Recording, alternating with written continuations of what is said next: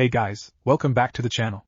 This is a story about what if Minato Death Hiruzen makes Naruto next Hokage. Before I start, please support for more amazing content, and do consider subscribing to my channel and share this video with your friends. This is written by Concentrated Awesomeness, and link in description and support writer. Let's start the video. Kushina, Minato said, I just wanted you to know that I've always loved you and I hope you can find it in your heart to forgive me for what I'm about to do. Minato, you don't have to do this. I'll drag him back inside of me and take him to the grave with me. Kushina replied. No, Kushina, that would only be temporary. He would come back and it could be even more disastrous then. Besides, I don't want you to waste the last of your chakra because I'd like to incorporate it into the seal so that our son will someday be able to meet his mother, Minato said with a heavy heart. Kushina agreed with what he said and didn't press the issue further as Minato began racing through hand seals. Meanwhile, outskirts of Konoha, Hiruzen and another group of shinobi were racing to where Minato teleported to at top speed. I hope we're not already too late. Minato, don't do anything reckless. Faster everyone, we don't have much time. Hiruzen shouted as they increased their pace. Just as they leapt into the clearing where they could see the QB, he heard Minato yell out the words he hoped he'd never hear. Back with Minato. Dead demon consuming seal. Minato stood facing the QB as the death god appeared at his back with a spectral projection of himself suspended by chains on the death god. Minato looked at Kushina and said, I'm sorry, Kushina-chan. Minato, no. Minato heard the familiar voice of his advisor, the former Hokage, yell out. Hiruzen-sama, said Minato, please take care of Naruto and make sure he is seen as the hero that he truly is. This is what it takes to save the village, and it's a responsibility that I chose to shoulder as the fourth Hokage of Konoha. As the third Hokage heard this, he started racing through a set of hand seals. As he finished, he yelled out sealing technique. Replacement of a damned soul, while Minato simultaneously stared down the fox as its soul was dragged through his own and said calmly, seal. What happened next was unexpected by everyone. As the death god took the QB in, Minato was surprised to see that rather than his own soul being pulled out, he could see a dark blue stream coming from Hiruzen to the death god. Hiruzen, what is this? It's a technique I developed some time ago, though I honestly hoped I'd never be forced to use it. It allows me to feed my soul to the death god in your place. But Minato stuttered. No buts, Minato-kun, you're still young and have a newborn child to see too. I've lived a long life with no regrets, and it's better for me to carry this burden than you.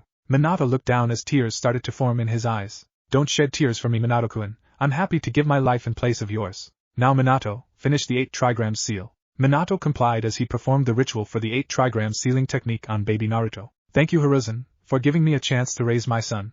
I am forever in debt to you. I can seal a portion of your chakra along with Kushina's into the 8 trigram seal if you would like, so that one day my son may meet the savior of the shinobi world. Yes, I would appreciate that.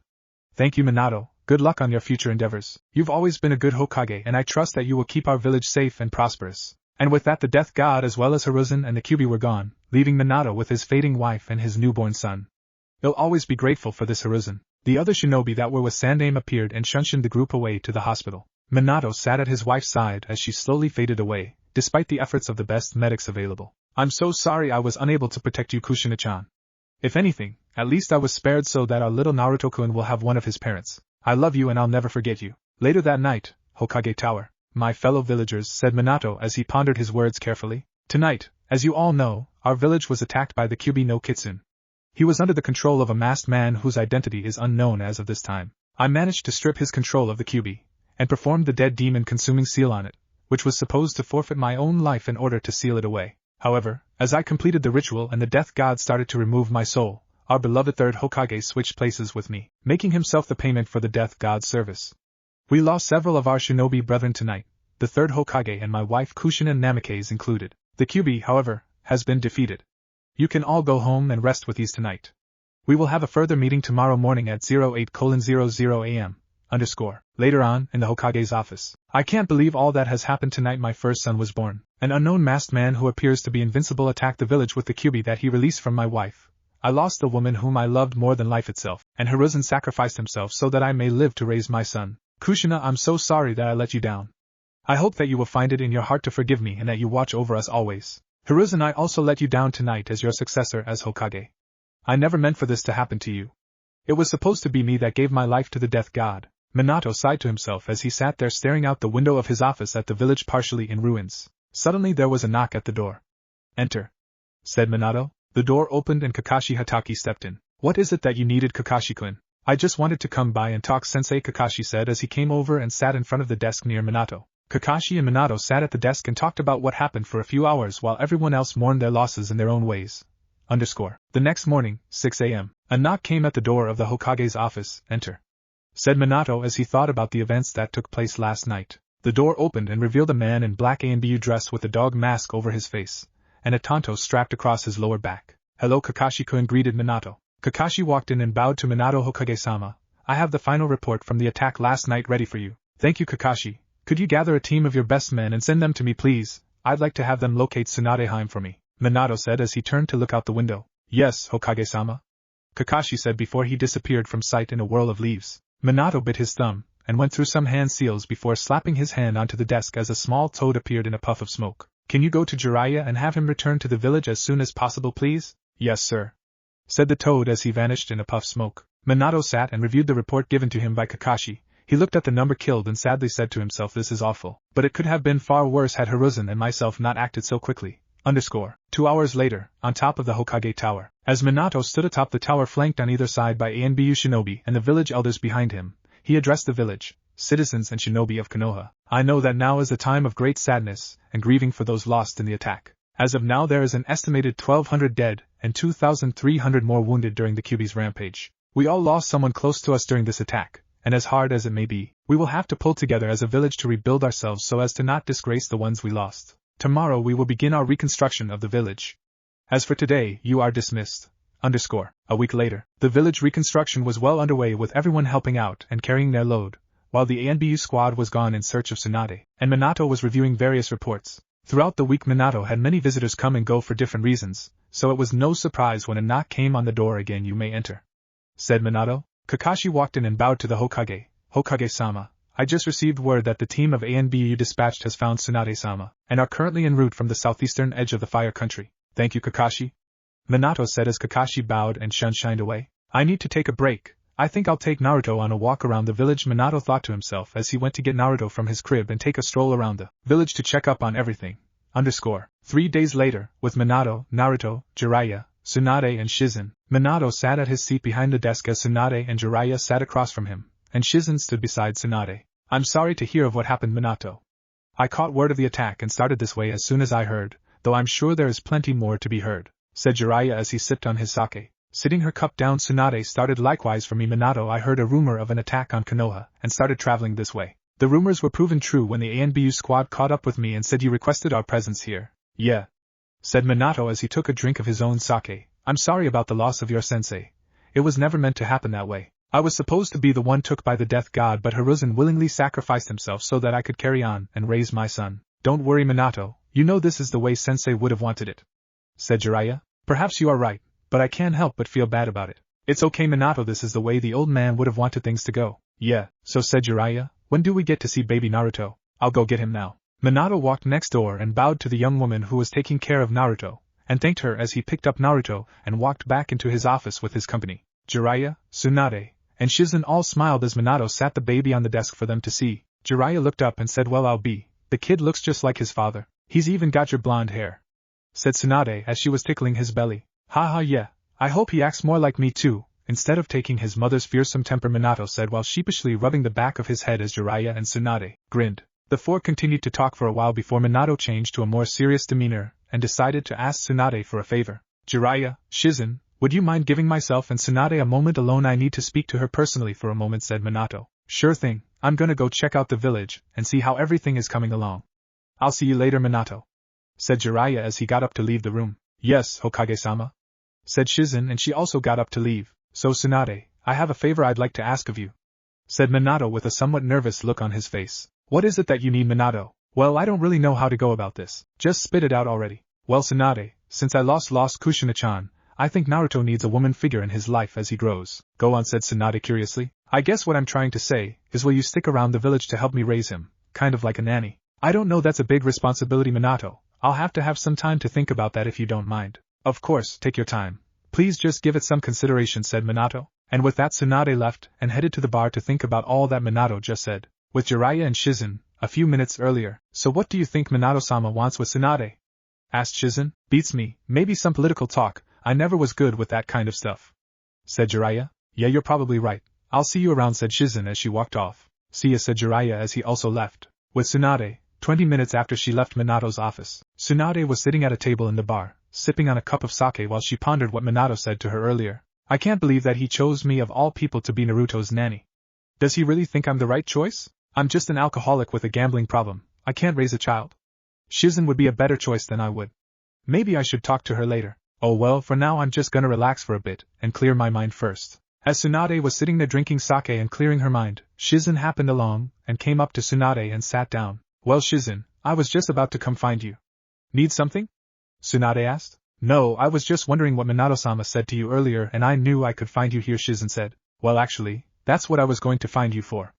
Minato asked me if I would be Naruto's nanny and I just don't know. Admitted Tsunade. You'd make a great mother, my lady, said Shizen. Plus, I'd love to have a little brother. Tsunade thought about it for a minute and said, I don't know Shizen, I just don't think I'm the right choice. Sure you are, if you weren't, do you think Minato-sama would have asked you? Well, you have a point. Do you really think so, Shizen? Yes, of course I do, my lady. I'll consider it at least. I still need to think about it some more. Of course, just think about it. I'll see you later, said Shizen as she got up to leave. The next day, Hokage's office. Minato sat at his desk doing some more paperwork as he heard a knock on the door. Enter, said Minato as Tsunade walked through the door. So have you thought about what I said, Tsunade? Yes, that's what I came here for, I'll do it. Minato stood up and bowed to her as he said, thank you so much, you don't know what this means to me. What are they talking about in there, I wonder? Said a mysterious voice outside the window. I guess I'll know when the time is right. Said the voice as he turned to walk down the wall only to come face to face with the Hokage himself. Spying on the Hokage, are we, Jiraiya? Said Minato with a grin. Well, I was, yes.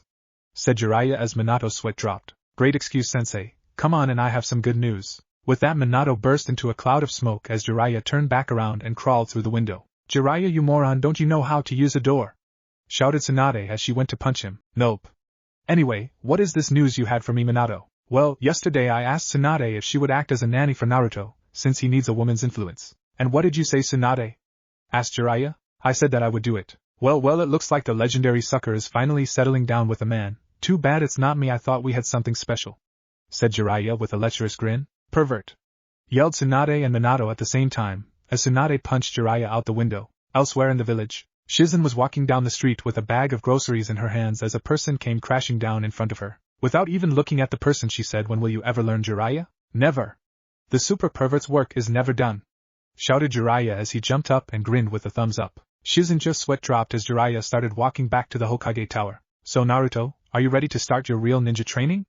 Asked Minato as he grinned down at the now 6-year-old Naruto. Naruto dressed just like your average 6-year-old, he had on an orange t-shirt and blue shorts, as well as blue ninja sandals. Of course, Dad. I have to start early if I want to get better than you and take your spot as Hokage. Whoa Naruto, don't get ahead of yourself. That's still a way away. Now what I want you to do is climb this tree. Said Minato as he pointed over his shoulder at a tree. But how is that ninja training, Dad? You have to climb it without using your hands, Naruto. How am I supposed to do that? Minato walked over to the tree and started walking up the side of it as Naruto looked on in awe. Cool, how do you do that, Dad? Said the wide-eyed smiling Naruto. You just have to focus your chakra to your feet and use it to stick. Give it a try. Naruto walked over to the tree and started walking up the tree. He made it about halfway up before he lost his footing and fell back down into Minato's waiting arms. That was very good, Naruto. Most people don't get that far on their first try. Try again and see how you do. Naruto started back up the tree and this time to his surprise he stuck good and made it all the way to the top. Well, it looks like the books and small exercises we had him do have paid off well. He has the largest reserves of anyone I've ever seen his age and excellent control as well. He'll make a fine shinobi one day. Look, Dad, I did it. Said Naruto as he started walking around and around on the trunk of the tree. Very good, Naruto, I'm very proud of you. Said Minato with a smile. Now come on down, I have a new exercise for you. Naruto jumped down from the tree and walked over to his dad and said, What is it now, Dad? Do I get to learn a super cool new jutsu? Not yet, Naruto, but soon, I promise. Since you figured out the tree walking so fast, I want you now to try to walk on top of this pond. How do I do that? Well, it's the same basic theory as tree climbing, except the water is constantly changing, so you have to adjust your flow of chakra as such. I think I get it. So can I try it out now, Dad? Go ahead, son. Naruto started walking out onto the water and made it a few steps out before he fell through. He jumped back up and out of the water as his dad said, Naruto, you did good again. But I only made it 3 steps out into the water. Pouted Naruto. It's okay, son. Most high-level genin have problems with water walking. You did better than I did on my first try. Really? Well, I guess I just have to keep at it, and I'll be the Hokage in no time. You're still a way away from taking your old man's spot, son, but you're doing great. Why don't you give it another shot? Naruto spent the next hour or so walking out into the water and falling in over and over, but he got a little better each time until he could finally walk, run, and jump on the surface of the water. Good job, Naruto. How about we break for some lunch? Said Minato. Sure, Dad, let's go. said Naruto as he grabbed Minato by the waist and they disappeared in a flash of yellow light. You've gotta teach me how to do that, Dad, said Naruto as they reappeared in front of their favorite ramen stand. I will one day, son, don't get ahead of yourself, said Minato with a smile as they walked in and sat down at the counter. What can I get for you today? Said a young girl about 10 years old. We'll have the normal I am, said Minato. Alright, it'll be right out, said I am as she walked into the back. A few minutes later an older man in his late 30s came out of the back with 4 bowls of ramen. How are my favorite customers doing today? Said the man as he sat down the ramen. We're doing great, Mr. Ichiraku. Me and my dad are finally starting my training to be a ninja, said Naruto. That's good to hear. You aren't being too rough on the boy, are you, Hokage-sama? You know you don't have to call me Hokage. I've been coming here since I was a kid, Tuchi. Yeah, but you weren't the Hokage back then, remember? Said the man, now identified as Tuchi Ichiraku. No, I wasn't, but you can still just call me Minato, if you insist. Thanks, Tuchi. We better get going and start back on the training, said Minato as he laid some money on the counter. See you later, Mr. Ichiraku, said Naruto as they flashed away. So what are we going to do now, Dad? Said Naruto as they appeared back at the training ground. Well, how would you like to know what your elemental affinity is? Elemental affinity? Yes, chakra can be converted into one of 5 different kinds of chakra, to perform different jutsu. You can perform a jutsu without having the affinity for that element, but it won't be as strong and will take more chakra than someone who does have the affinity. The 5 affinities are fire, wind, water, lightning, and earth. Each country specializes in one of the elements mostly but can have all types. For instance, we are the fire country, so we have a lot of fire style users, but we also have the other kinds too. Like me, I'm a wind user. Most people have 1 or 2 elements to begin, but can work to get more as they get older. Rarely, people have 3 or more affinities early on. So how do I know what kind I am? Minato took a card out of his pocket and handed it to Naruto. All you have to do is channel your chakra into this card and it will tell you. Naruto channeled his chakra to the card and to Minato's surprise the card split in half down the middle, and one side crinkled up while the other side became soggy wet. Wow, Naruto, said a dumbfounded Minato. What is it, Dad? Remember how I said it was rare to have 3 affinities? Yeah, so what did my card say? You have wind, water, and lightning affinities. That's amazing, Naruto. I'm the Hokage and I only have 4 affinities. What are yours, Dad? Well, my primary was wind. Shortly after I became a genin I developed an affinity for fire, then as a chunin I got water, and finally just a few years ago I developed the lightning affinity. Wow, Dad, you're the best. Not really, son. You have 3 elements at the age of 5, and if I'm right the Kyuubian you will allow you to use fire as well, so you're almost as good as I am in that area already. Thought Minato. So Naruto, how about I teach you a jutsu now? Really? Yes, I think you're ready for it already. It's called Shadow Clone Jutsu. Shadow Clone? That sounds awesome. It is a very useful jutsu, son, but it is a forbidden technique that most jounin can't use efficiently. But with your chakra reserves I think it should be fine. If my theory is correct it may also be a good tool to train with, which is why I'm teaching it to you so early. Wow, Dad, you really think I'm ready? Yes, I do, son. You've did really well this past year on all of the smaller things, so you've earned it. Cool. What do I have to do? Just do the cross-hand seal and focus your chakra into making copies of yourself. Now you have to be careful. The reason many jounin can't do this jutsu is because it takes a lot of chakra to make more than a few clones. Go ahead and give it a try. Naruto placed his hands in the seal and concentrated for just a second, and then once again Minato was utterly shocked at what happened. Standing before him was almost 1,000 clones of Naruto. Wow, son, you have surprised me again. Did I do something wrong? Oh no, of course not, this is great. You have the chakra to make 1,000 clones, and you don't even look tired, so that's a good thing? Yes, I don't even think I could make 1,000 clones, son. Wow, really?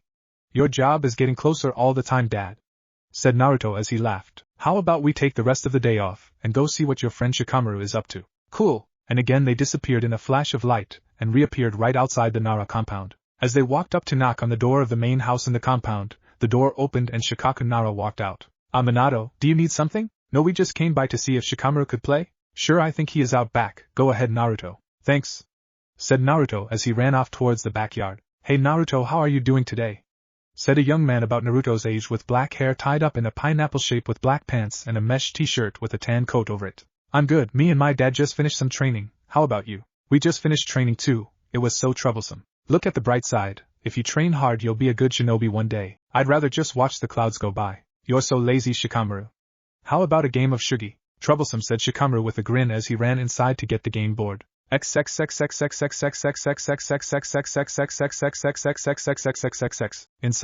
with Minato and Shikaku. 1,000 clones? Really? Damn, Minato, you've got yourself a handful. He's going to be just like you when he's older. Yeah, it makes me proud as a dad that my son shows such potential, but you can't act like Shikamaru isn't just like you too. Yeah, you're right about that. He's not the strongest, but he sure is bright. Like father, like son. Yeah, you're spot on there. Later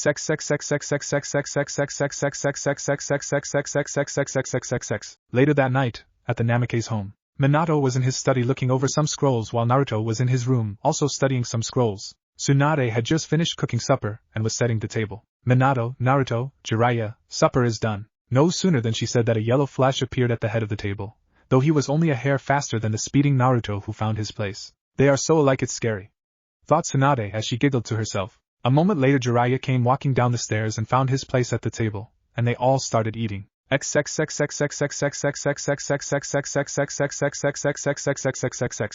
1 year later, Naruto awoke to the familiar sound of his alarm clock buzzing as he started to crawl out of bed. He took a shower and started down the stairs to get some breakfast before heading out to train, but as he reached the bottom of the stairs his dad walked up and said, "Happy birthday, Naruto." "Oh yeah, I forgot it was my birthday today," said Naruto as he rubbed the back of his head, just like his dad always does. Jiraiya's sweat dropped in the kitchen as Tsunade laughed. "So how does it feel to be another year older, son?"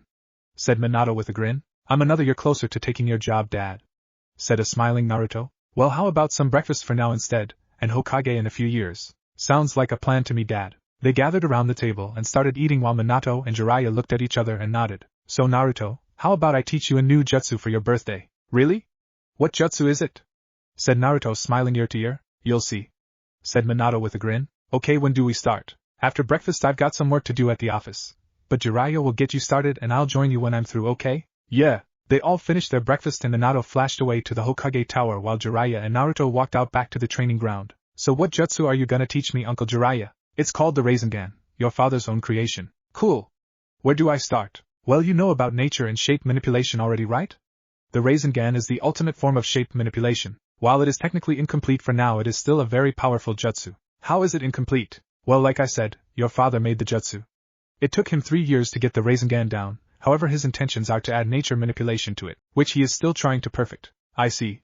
Maybe if I learn it I can beat him to it," said Naruto as he jumped up and down. "Setting a big goal for yourself, aren't you, kid?" "Of course, the Hokage has to be the best in the village, so I'm starting now." "Okay then, sounds good to me," said Jiraiya as he pulled out a water balloon and tossed it to Naruto. "First thing I need you to do is gather your chakra inside this water balloon and spin it to make the balloon pop. Don't be disappointed if it takes a while, remember, it took your dad 3 years to make, and it took me a whole year to learn it from him." "Okay," said Naruto as he started rotating chakra in his palm. Naruto kept at it for about 2 hours until finally the balloon started twisting and swelling up and finally it exploded. "Wow, good job Naruto, you got the first step in only 2 hours.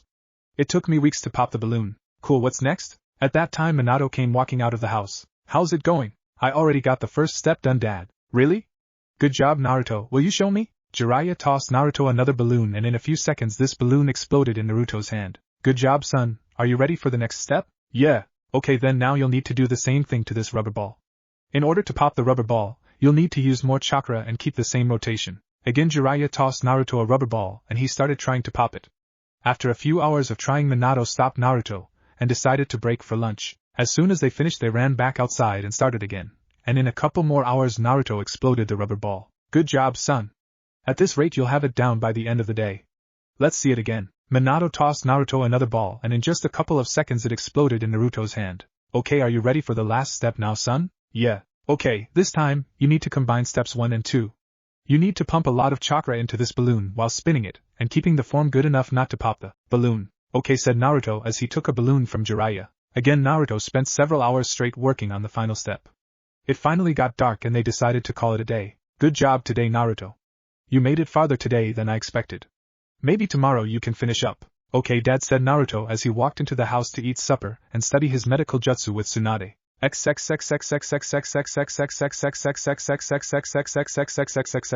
Later that night, as Naruto was upstairs asleep, Minato and Jiraiya sat in Minato's study talking. "I can't believe he got that far on his first day," said Minato. "You're telling me it took you 3 years to develop and a year for you to teach me?" said Jiraiya. "Yeah, Naruto is special.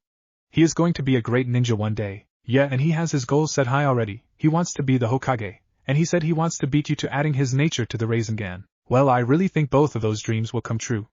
If he works hard he could add his element to the rasengan in just a few days, I'm sure." "Would you keep working with him while I'm at the office?" "Of course, we'll have the rasengan complete before you get home tomorrow," said Jiraiya as he laughed. "Thanks, sensei," said Minato.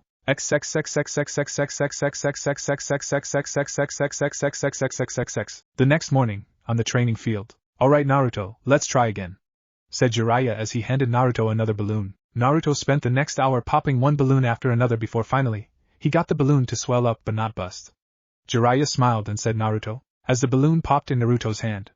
Okay, we know you can do it, but you've got to be able to keep it up if you're distracted, so that's what we'll work on now. Okay, Naruto took the balloon and swelled it up with the chakra inside and was keeping up well, then Jiraiya threw a rock at him, and he messed up and popped the balloon. See kid, you've got to concentrate even in the heat of battle to form techniques, so you'll have to do this while being pelted with rocks, said Jiraiya with an evil grin. So for the next 2 hours Naruto made the incomplete rasengan as Jiraiya threw rocks at him. Shortly after 2 hours Naruto had it going while running and dodging the rocks Jiraiya threw at him. Good job Naruto, now all 3 steps are done, you have to do it without the balloon. So again Naruto spent a while forming the rasengan without the balloon while dodging rocks. After another 2 hours he had formed a perfect rasengan. Good kid, now take and push the rasengan into that tree and see what happens. So Naruto formed a rasengan and ran it into a tree in the backyard. Splinters and leaves went everywhere to Naruto's surprise. Wow, did I do that? Yep, you've mastered the rasengan kid. Just then Minato appeared in a flash beside Naruto and looked at the mess in the yard. Looks like you got it figured out.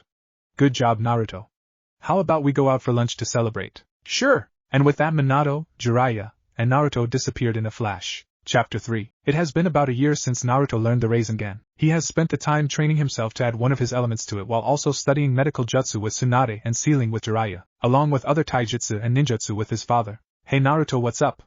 Said Sasuke as they met in front of Ichiraku's to get some lunch. Sasuke was dressed in a blue loose-fitting shirt with the Uchiha crest on the back, along with khaki shorts. He had jet black hair and eyes, typical of an Uchiha. Same as normal, been training with Dad trying to get my rasengan perfected. How about you? Said Naruto. Same for me. Me and Dad have been working on some fire-style jutsu. He says I'm doing pretty good for 8 years old. Well, if you're that good then how about we have a spar after lunch? Said Naruto with a grin. Of course, as long as you promise not to cry like a baby.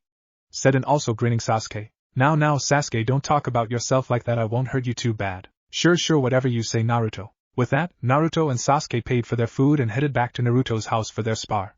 As they walked through the house Minato said, hey Naruto, what's going on? Me and Sasuke are going to spar, wanna come watch Dad? Sure, I'll be out in just a minute, said Minato as Naruto and Sasuke walked on out back. Are you sure you don't wanna quit before I embarrass you Naruto? Well, I was about to ask you the same thing. Ready? said Sasuke. Go! Said both boys as they charged at each other. Naruto ran in and swept low at Sasuke's feet only for him to jump over the kick and launch his own kick towards Naruto's head. Naruto ducked under the attack and jumped back to get some distance as Sasuke started a set of hand seals. Fire release, fireball jutsu! Yelled Sasuke as he breathed out a ball of fire at Naruto. Water release, water bullet! Said Naruto as he spit out a ball of water to counter Sasuke's fireball. As the attacks dissipated, Naruto and Sasuke charged back at each other once again. Only this time Sasuke took the offensive. Got you this time! Yelled Sasuke as he did a spin kick to Naruto's face only to see Naruto grin and disappear in a cloud of smoke. Damn, where did he go? Said Sasuke as he heard a noise behind him and turned just in time to see Naruto finish a set of hand seals. Water style, water prison jutsu, gotcha now Sasuke. Said Naruto with a smile. Yeah, I guess so, good job Naruto. You too Sasuke, I just got the upper hand this time. Both of you did excellent, I think you'll make great shinobi someday soon. Said Minato as he walked up to them. Thanks Dad. Thanks Namikaze-sama. So boys, how about a new challenge? What is it Dad? You two against me in a spar? Sure thing. Said both boys as they looked to each other and grinned. Alright, go. Said Minato as he disappeared in a flash of yellow. Minato flashed out from in front of the two and reappeared right behind them while swinging a kick at both of them. Both boys ducked under the kick and went separate ways across the yard while running through hand seals. As soon as they both touched the ground they finished the seals and yelled out fire style, fireball jutsu, and wind style, great breakthrough. As Naruto's wind and Sasuke's fire combined, the attack doubled in size and became more intense, headed right for Minato. Minato just grinned and flashed away to the other side of the field behind the two boys. Well, I have to say I'm proud of you too, that's good teamwork, but not good enough for me yet. Said Minato as he did the cross hand seal and two clones appeared beside him. How about this? Wind release, vacuum bullets. As he started firing off wind bullets at the two, who were dodging them well. However, they didn't notice that they were being corralled into Minato's clones who had teleported to the other side of the field. Water release, water prison jutsu, said both clones simultaneously as they trapped Naruto and Sasuke in separate balls of water. Good job again boys, you did better than I thought. You're not even Genin yet and I'm the Hokage, so you should be proud of yourselves. And with that Minato was cut off as he was surrounded by a ball of water. He turned his head to see three Naruto clones holding the jutsu as the real Naruto walked out in front of him. Come on Dad, you taught me never to let my guard down until the battle was over, didn't you? Hee, I guess you're right, you got me this time, Naruto. I'm proud of you too, said Minato as he dispelled his clones holding the water prisons, and to his surprise both Naruto and Sasuke dispelled also. So they were both clones? Yep, we had a backup plan, said Sasuke as he jumped down out of a tree. With that, Naruto dispelled his 3 clones and the water prison, freeing Minato as he stood back up with a grin. Those two will really be something one day. I guess it's true that new generation always surpasses the old. They will definitely be stronger than me one day. Again, good job boys, but I've got some work to do at the office. See you for dinner, son. And with that he disappeared in a flash. So Naruto, what are you going to do now? Asked Sasuke. Well, I think I'm going to work on my rasengan some more. I'm close to adding my wind element to it already. Anything I can do to help? Not right now, it's just a lot of theory and practice for now. Thanks anyways. Alright then, I'll see you later, Naruto, said Sasuke as he walked off. See ya. Naruto spent the rest of the day until nightfall working on his rasengan some more, but didn't feel that he made great progress. As night came, Tsunade stepped out and hollered, supper is ready, time to come eat. With that, Naruto ran off inside to eat, and then spent the rest of the night on his studies with Jiraiya and Tsunade before going to bed. The next morning Naruto woke up and headed out to the training ground with his dad and Jiraiya to work on some of his other jutsu. When they arrived outside, he noticed man standing there in Leaf A and B gear without a mask. He had silver hair and wore his headband pulled over one eye with a mask covering his neck up to his eyes. Ah, good morning, Kakashi, said Minato. Morning, sensei, said the man now identified as Kakashi. Naruto, this is Kakashi Hatake. I was his team's Jonin instructor when they were genin, said Minato. Naruto bowed to Kakashi and said, good morning, Kakashi-san. Hello, Naruto. I am here to teach you a little about lightning-style jutsu today. Thanks, Kakashi-san, but why did you come out? Couldn't Dad teach me? Well, son, I have some things I have to get done at the office, and plus, Kakashi is one of the best lightning user in the village, and a general ninjutsu specialist. Wow, even better than you, Dad, said Naruto, astonished that someone was better than his father. Yep, Kakashi is one of the most respected jonin in the world, so I thought I'd get him to help you out. Cool, thanks Dad, Kakashi-sensei. See you later, Naruto, said Minato as he disappeared in a flash. So Naruto, are you ready to begin? Yes, sir. Okay, today I want to show you a jutsu I created myself, based off of your father's rasengan. It's called the chidori. Now watch my hands to get the seals, said Kakashi as he slowly went over the hand seals so Naruto could copy them, and then he said chidori as Naruto heard a noise that sounded like 1,000 birds chirping at once, and Kakashi's hand covered over in lightning, dancing wildly around. Naruto, this jutsu is classified as a close-range assassination technique. Despite the noise, this jutsu is meant to happen quickly and get the job done before they can react. Now since you don't have the sharingan, you won't be able to use it quite like I can, but I believe it will still be helpful.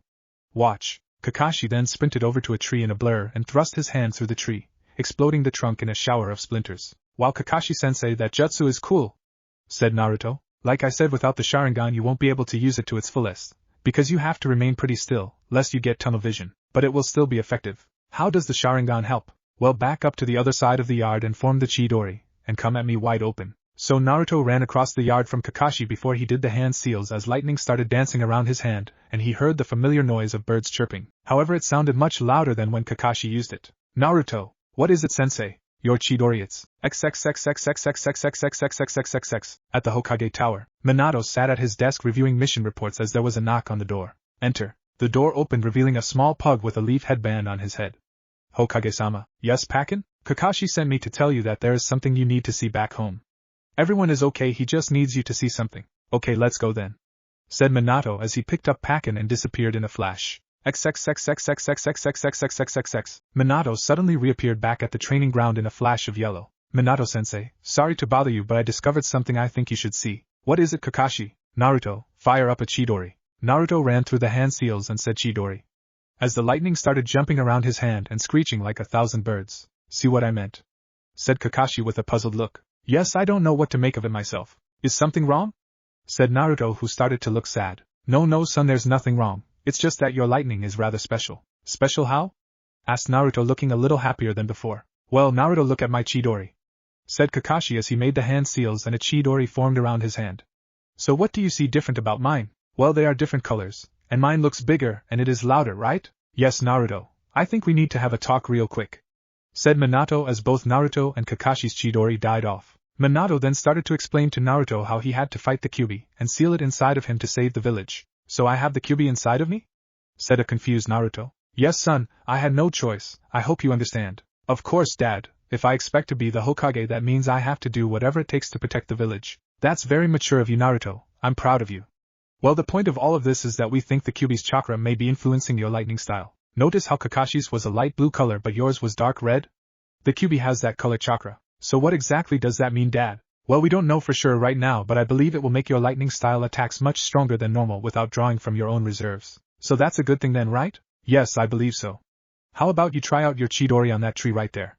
Said Minato as he pointed to a large tree a few yards away. Okay, chidori, said Naruto as the demonic chidori wrapped around his hand and lower arm. He dashed off at the tree and slammed his hand into the trunk of the tree, and it exploded in a bright ball of red lightning. Once the light and smoke died down, Minato and Kakashi stared on in awe at what they saw. Starting at the tree Naruto hit with his chidori, there was a massive crater 20 feet wide and 50 feet long smoking in front of him. Wow, said both Minato and Kakashi. Jiraiya ran out of the house to see what shook the walls, and when he seen the crater he said, "Damn. What happened out here?" "A demon lightning chidori," said Kakashi. "Naruto did that?"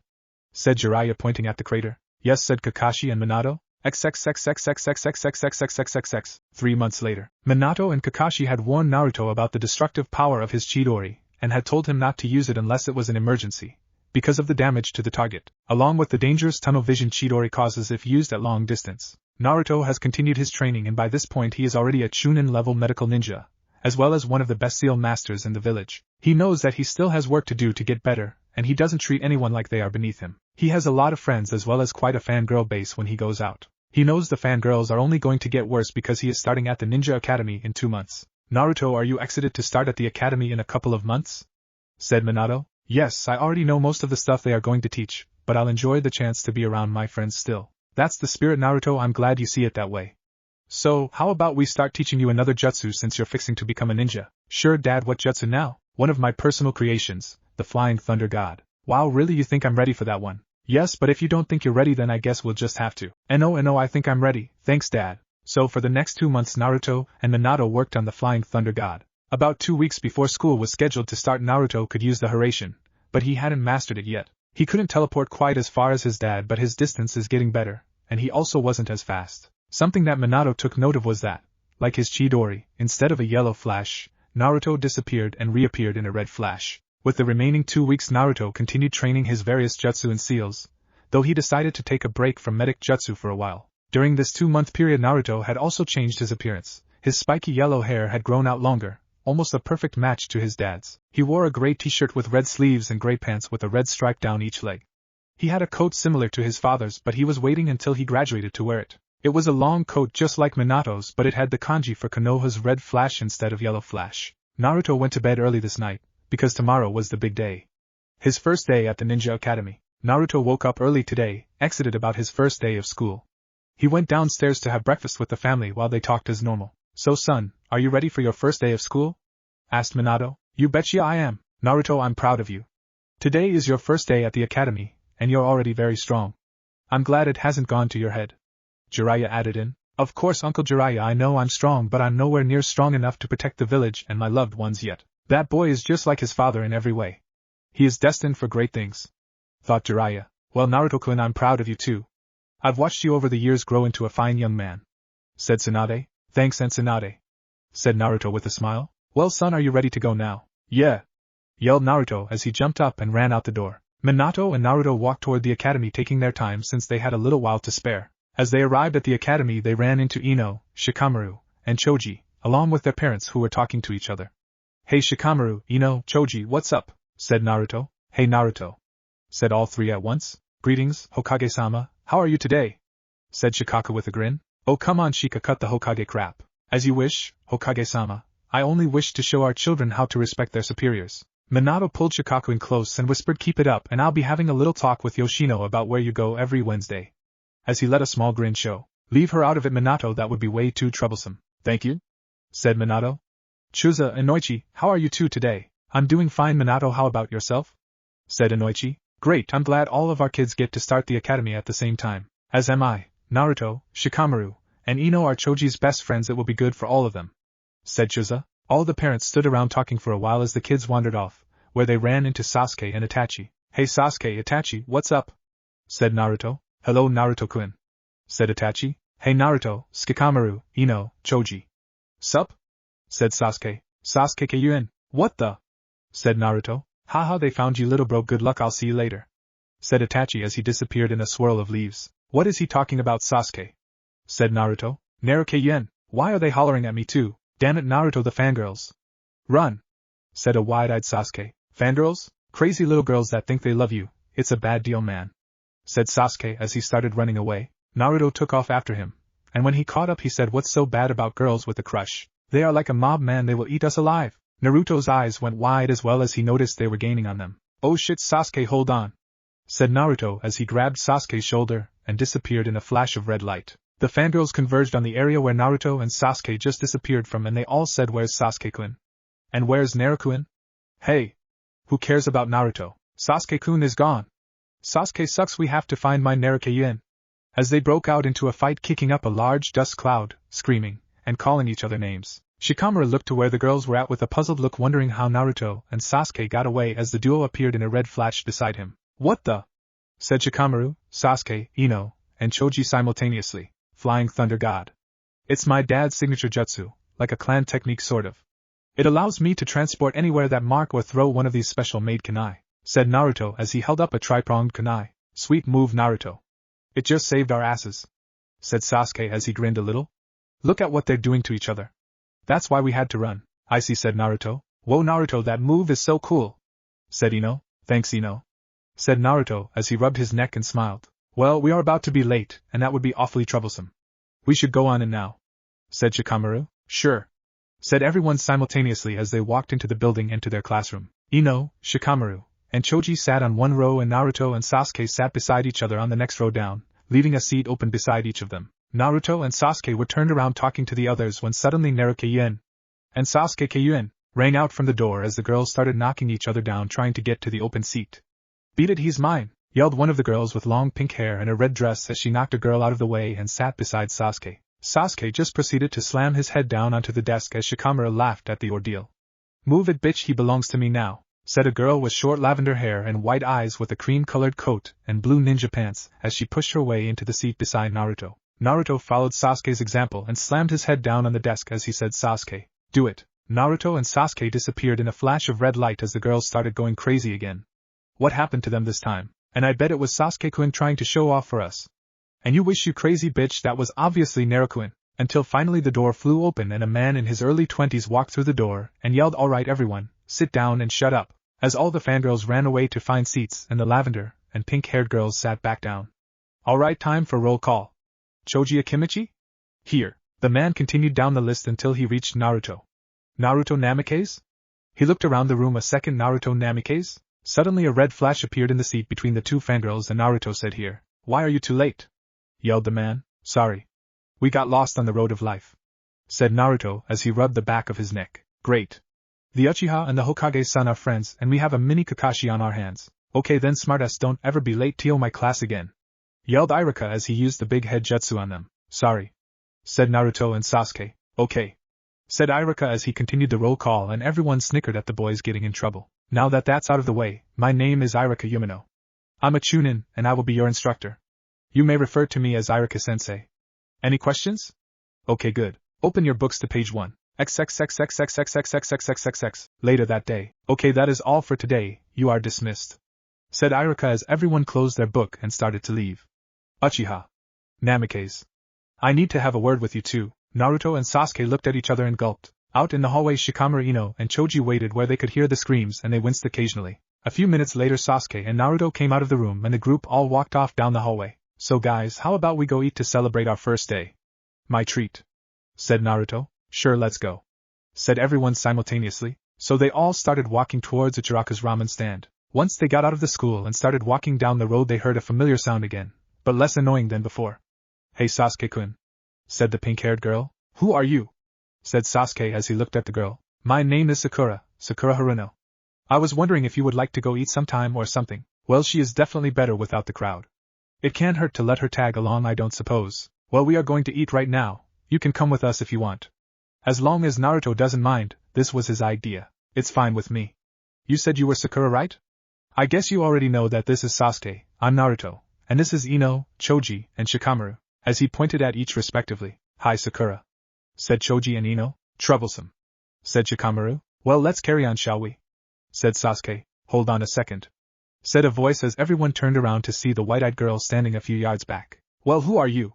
Said Naruto. My name is Hinata Hyuga, I don't mean to impose, but would you mind if I tagged along also, Naruto? That's the girl who sat beside me earlier. She seems a lot better without the rest of the fangirls. What harm could it do? Thought Naruto. Sure, that's fine by me, you can come. Said Naruto. Thank you, Naruto, said Hinata with a blush. Let's try this again then, said Sasuke as they turned and walked back towards Ichiraku's again. XXXXXXXXXXXXX. 4 years later. It is 1 week before graduation and all the students sat in class listening to Irika lecture for the last time before they graduated. After the lecture was their graduation exam and team assignments, and then they had the week off before the ceremony. Over the years, Naruto has now mastered the FTG on his father's level, along with finishing his wind style, rasengan, and showing his dad how he did it, which enabled him to complete his own. Naruto also combined his lighting element to the rasengan as well, which his dad has yet to accomplish. Naruto has picked up many wind, lightning, and water jutsu, deciding to be proficient in all 3 rather than master one while he is weak in the others. Sasuke has also become very strong over the years. Aided by his brother Itachi, he has become a master of fire-style techniques.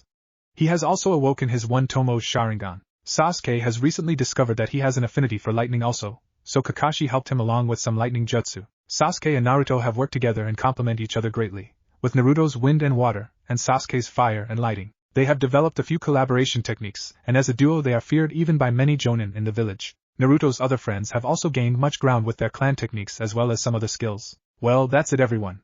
We are officially done with lectures for the year. In a few moments myself and Mizuki-sensei will begin to call you 2 at a time into the next room for your graduation exam. Everyone understand? Said Irika. XXXXXXXXXXXXXX. Meanwhile, at the Hokage's office. So have you considered my offer, Itachi?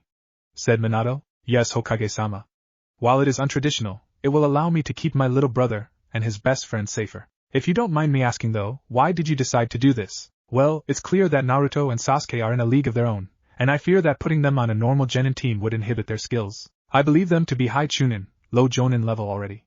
They actually remind me of you at their age, Itachi. Well, Hokage-sama, I would be honored to teach them alongside Kakashi. Thank you, Itachi. You and Kakashi will meet them there at 5 p.m. today. Yes, sir. Will there be anything further? No, you are dismissed. And with that Itachi disappeared in a swirl of leaves. XXXXXXXXXXXXXXXX. Back at the academy, Irika stepped in the door and said, Namikaze, Uchiha, your turn.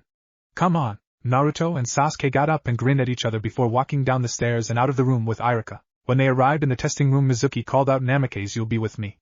As Irika said, that means I've got you, Uchiha. For your graduation exam I want you to make 2 clones, and henge one into me. You may begin. Sasuke smiled and 2 clones appeared at his side, one in the form of Irika. Very impressive, you made a bunshin with no hand seals. Good job, Sasuke, you pass. Said Irika as he handed Sasuke a headband. Not just any bunshin.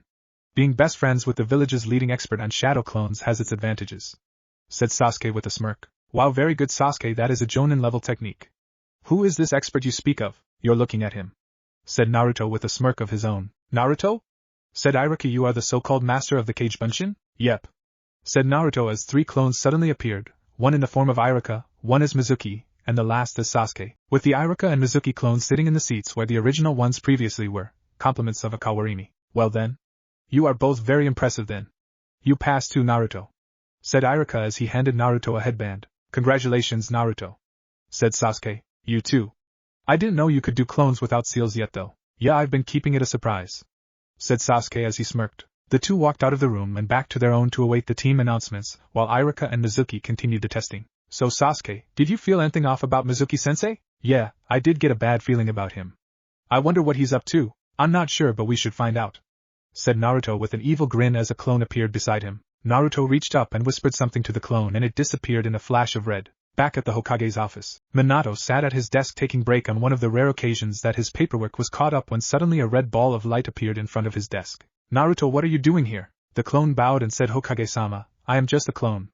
Naruto told me to come inform you that there may be something going on with Mizuki-sensei. Care to elaborate on that? Sir, both your son and Sasuke felt something off when they went in the room with him to take their final. They are not sure what is going on but felt that you should know just in case.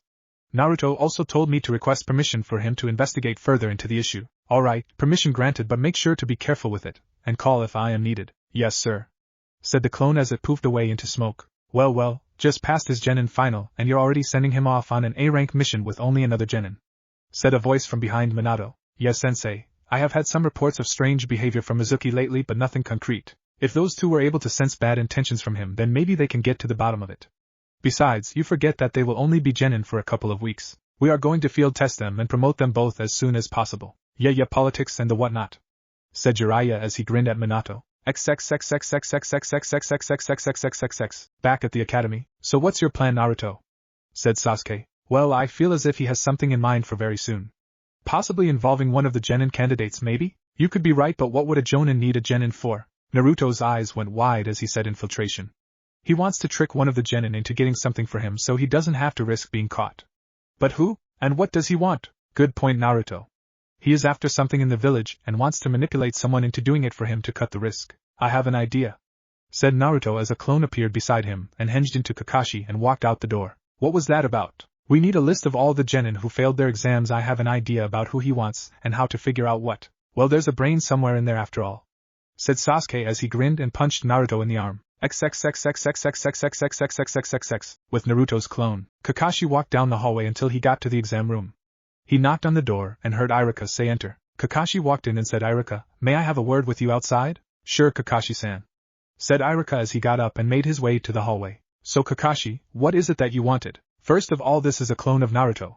I am hinged into Kakashi so I don't draw attention talking to you like this. What I came for is to ask you for a list of all the candidates who failed to pass the exam. Naruto, I can't just hand that out, it is confidential. It is under the order of the Hokage. We suspect Mizuki is up to something and are trying to figure out what it is. I need a list of all the candidates who failed the test so I can figure out who the target is. Okay, Naruto, I'll be right back with what we have so far. Okay. Iruka walked into the room and returned a moment later with a piece of paper with several names written on it. Thank you, Iruka-sensei.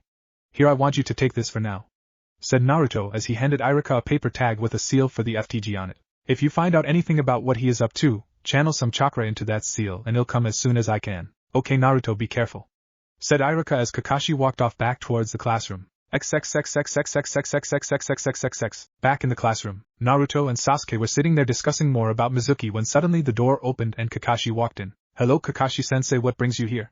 Said Naruto convincingly. You have received an important message from the Hokage, said Kakashi. Ah, thank you, sensei, said Naruto as he stood up and bowed to Kakashi, who then shunshined to outside of the room before dispelling himself. Well, good job on that one, Naruto, said Sasuke as they looked at the paper. Naruto quickly took a pen and copied the list of names and made another clone beside him. I need you to take my reply to the Hokage, said Naruto. Yes, sir, said the clone as it walked out the door before disappearing in a red flash. XXXXXXXXXXXXXX. At the Hokage office, the clone appeared in front of Minato's desk as Minato said, What is it that you've found, Naruto? Sir, I have a list of names here that Naruto wishes to receive information about. What kind of information does he request? Naruto wishes to know about the home life of all of these people, as well as any past questionable acts or run-ins with ANBU. Okay, I can do that, hold on for just a minute, said Minato as he turned to his computer and started typing before he printed off several pages and handed them to the clone. This is what he seeks. It is for yours and Sasuke's eyes only and is to be destroyed after you finish. Yes, sir,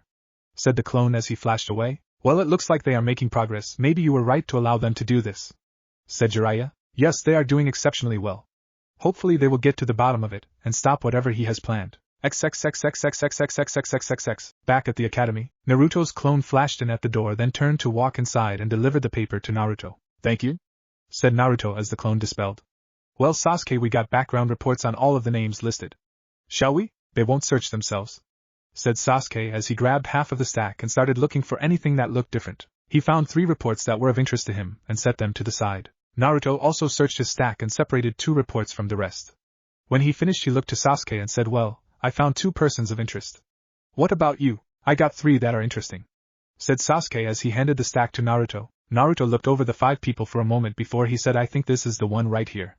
As he laid the paper on the desk, Akina Kosuke, 12 years old, orphaned. Both parents died on a mission 8 years ago. She has been caught by the ANBU on several occasions stealing from various booths in the market since she was kicked out of the orphanage when she turned 8 and started to the academy, said Naruto as another clone appeared beside him. He wrote the girl's name on a piece of paper and handed it to the clone. I need you to go to Iruka and get this girl's progress report from the academy for the last 4 years. Yes, sir, said the clone as he walked to the hallway and hinged into Kakashi again and went to the exam room. He knocked on the door and stepped inside and said, Sorry to keep interrupting you, Iruka, but may I speak with you again? Iruka nodded and walked out to the hall with Kakashi. What do you need, Naruto? I need the progress report for this girl for her 4 years at the academy. By the way, you are sworn to secrecy about this matter as of now until we figure out what is going on. Okay, follow me to my office and I'll get the report for you. Iruka and Kakashi walked down the hall to Iruka's office where he printed off a 4-year report on the girl and handed it to Kakashi, who walked to the door as he changed back to Naruto and went inside and handed the papers to the real Naruto. "Thank you," said Naruto as the clone dispelled. Well, it appears that the girl struggled to stay afloat all throughout school, but she did excel at stealth techniques and henge. That fits the profile that Mizuki would need to infiltrate something. So now we have a who, we still need a what though. I've got an idea for that. We need to find her. Mizuki will likely go after her once the exams are done. We need to find her first and have one of our clones henge into her. He will make his offer to her, and then we will have our what. After that, all we have to do is set a trap. Good idea. Seems I'm not the only one who has a brain at this table, said Naruto as he laughed. Let's pay a visit to the Hokage. Naruto put his hand on Sasuke's shoulder and disappeared in a red flash, only to reappear in front of the Hokage. Sasuke bowed as Naruto said, "Dad, I think we found Mizuki's target, or at least part of it. We came to get your opinion before we continued on though. What have you learned?" asked Minato. "Well, there is a girl our age from another class. Her name is Akina Kasuki. She is orphaned and was kicked out of the orphanage 4 years ago. Since then she has apparently turned to stealing to get by on. She struggled in the academy in all fields except stealth and the henge jutsu. We believe that Mizuki intends to manipulate her somehow into infiltrating somewhere to get something for him. That way he is out of the fire, so to speak. We plan on talking to this Akina girl and then henging into her so that when Mizuki comes to offer the deal we will know what he wants, as well as gain evidence against him," said Naruto. "Very well, you have my approval on the matter.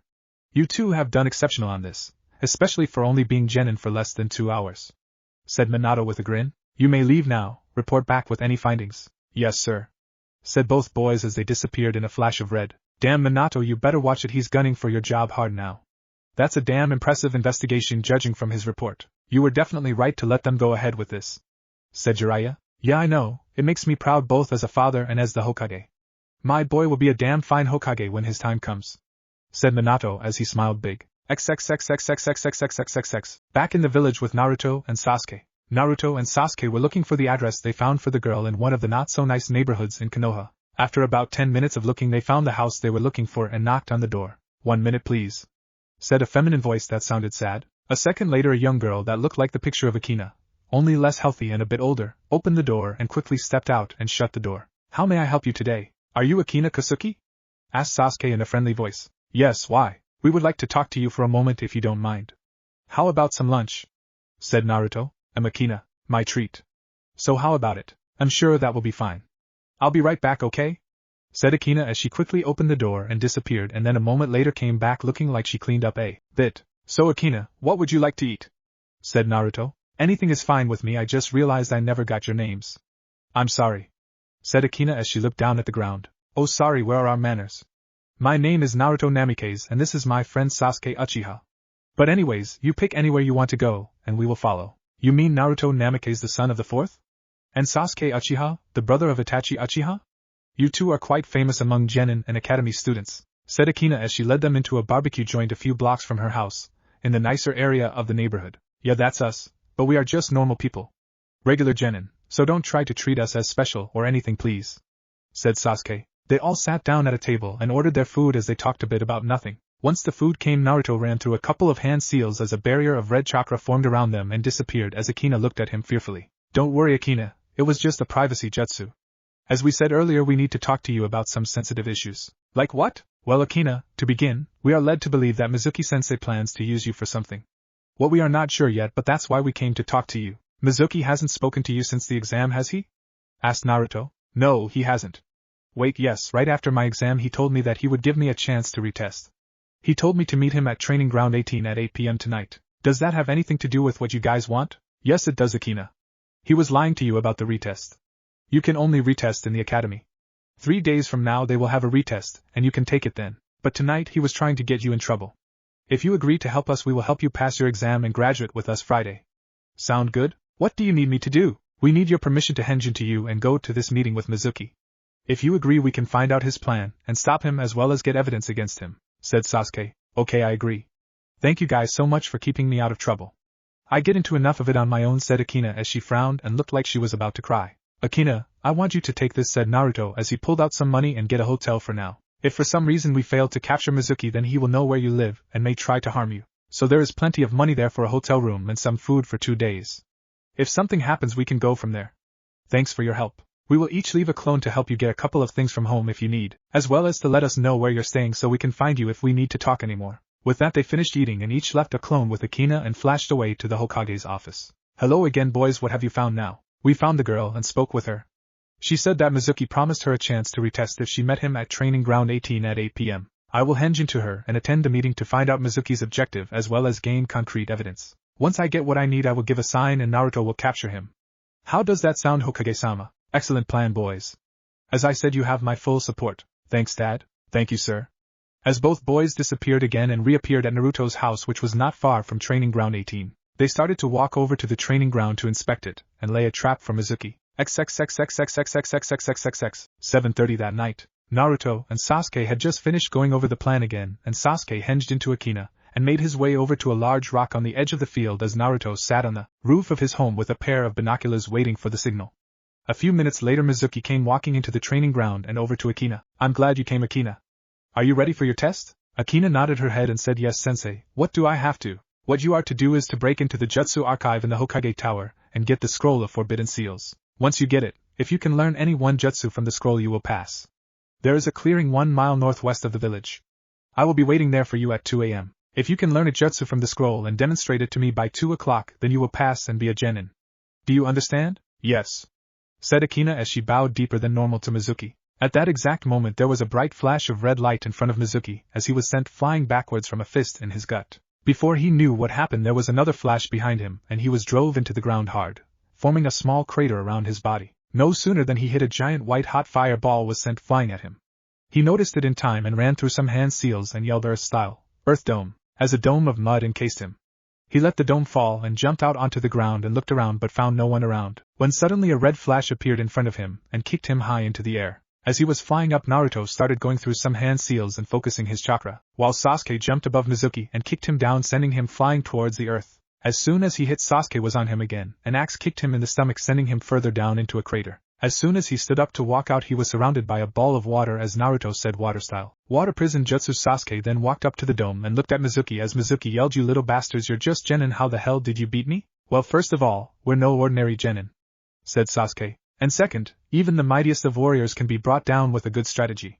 You didn't even know who we were until we caught you and I revealed myself, said Naruto. With that, Naruto dropped the water prison and instantly appeared behind Mizuki and hit a pressure point on his neck, knocking him out instantly. Sasuke quickly tied him up and kicked him in the ribs for good measures. Naruto walked up and put one hand on Sasuke's shoulder and another on Mizuki as they disappeared in a red flash. Minato looked up as a red flash appeared in his room, and as it faded he seen his son and Sasuke standing over an unconscious Mizuki. As Naruto began his report of what happened. Great job catching this traitor, boys.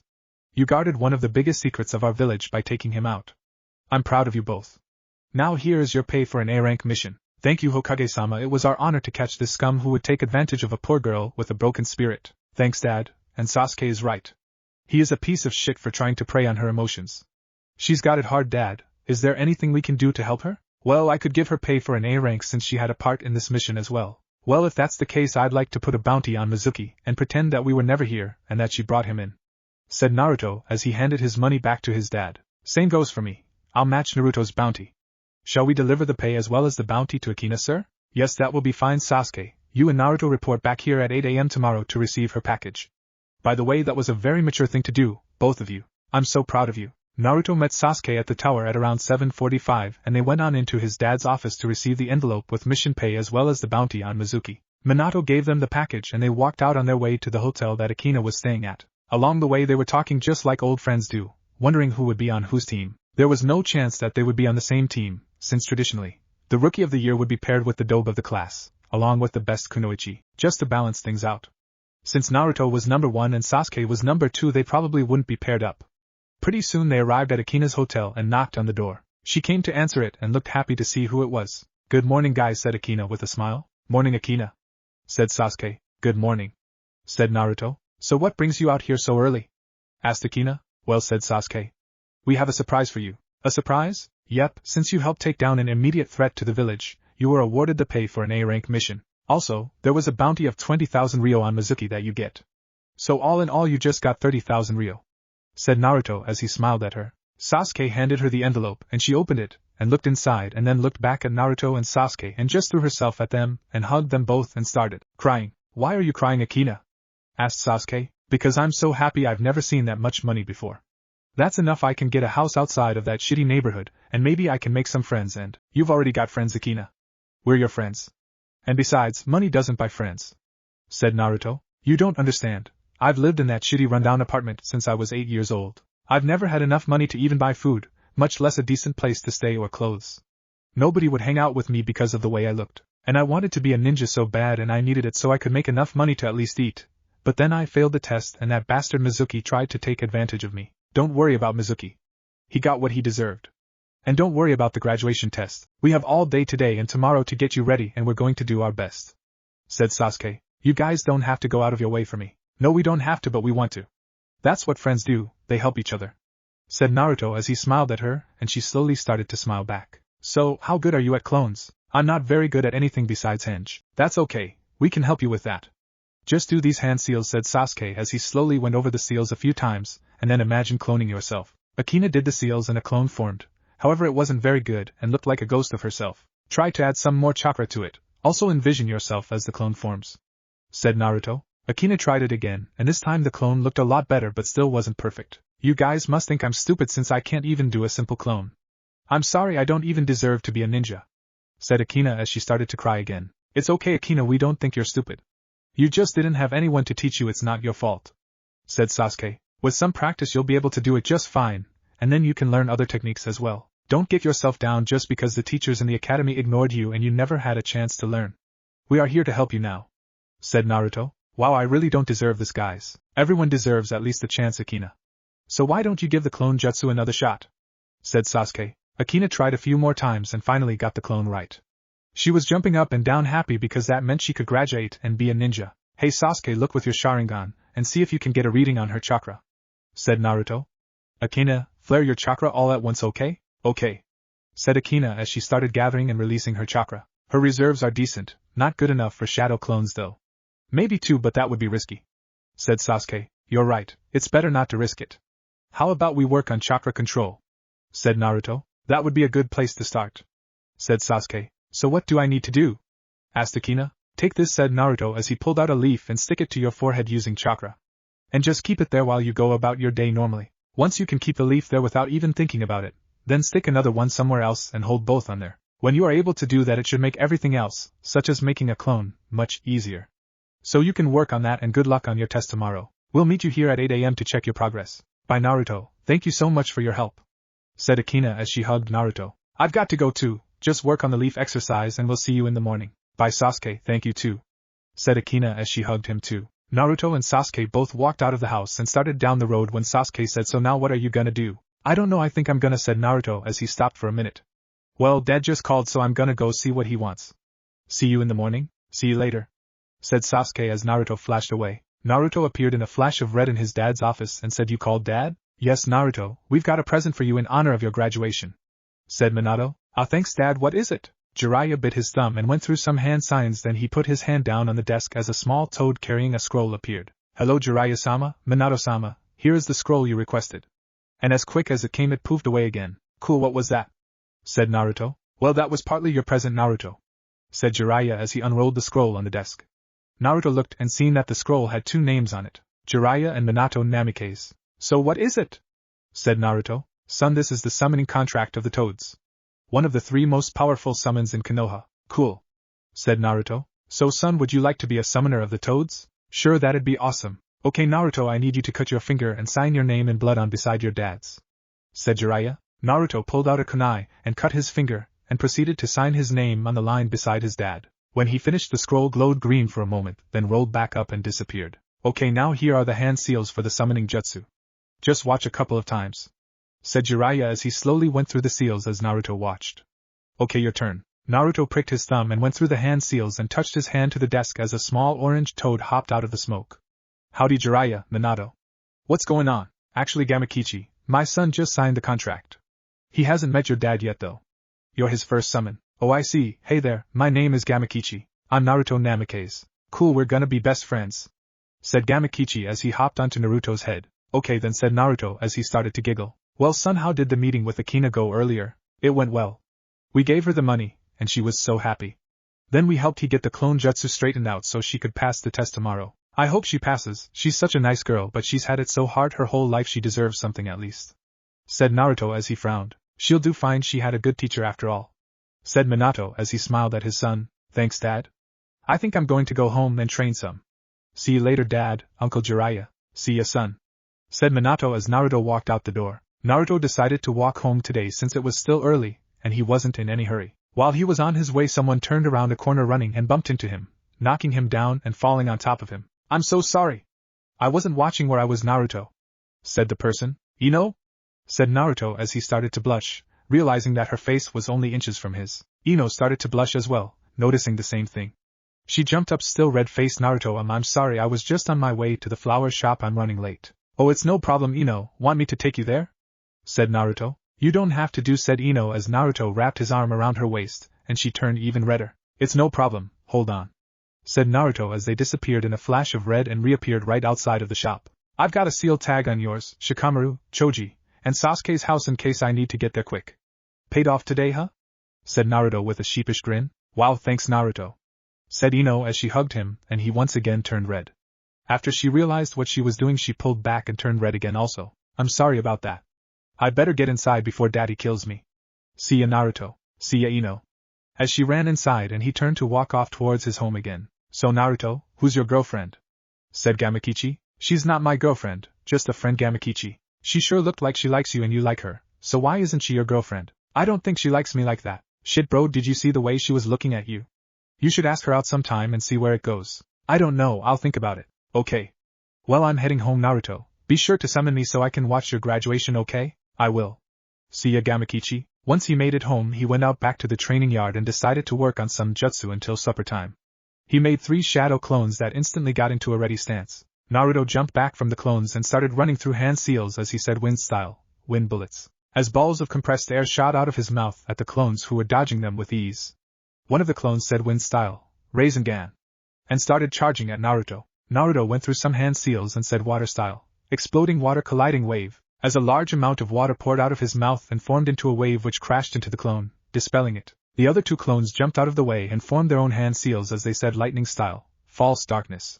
And the other said water style, water cannon jutsu. As the stream of water shot at Naruto, the lightning bolt wrapped around it and charged the water. Just as the water was about to his, Naruto ran through some hand seals and said wind release, raging tornado jutsu, as a large mass of spinning wind came out of his mouth and collided with the lightning-charged water, dispelling both techniques and making a thick mist around them. Naruto took advantage of the mist as he ran through some hand signs and said lightning style, rasengan, as a compressed ball of lightning shot out of his hand and threw one of the clones, dispelling it before the ball hit a tree and the tree dissolved into near nothing. The remaining clone looked around trying to find where the attack came from as red flash appeared in front of him, and before he knew it a chidori was shoved through his chest, dispelling him.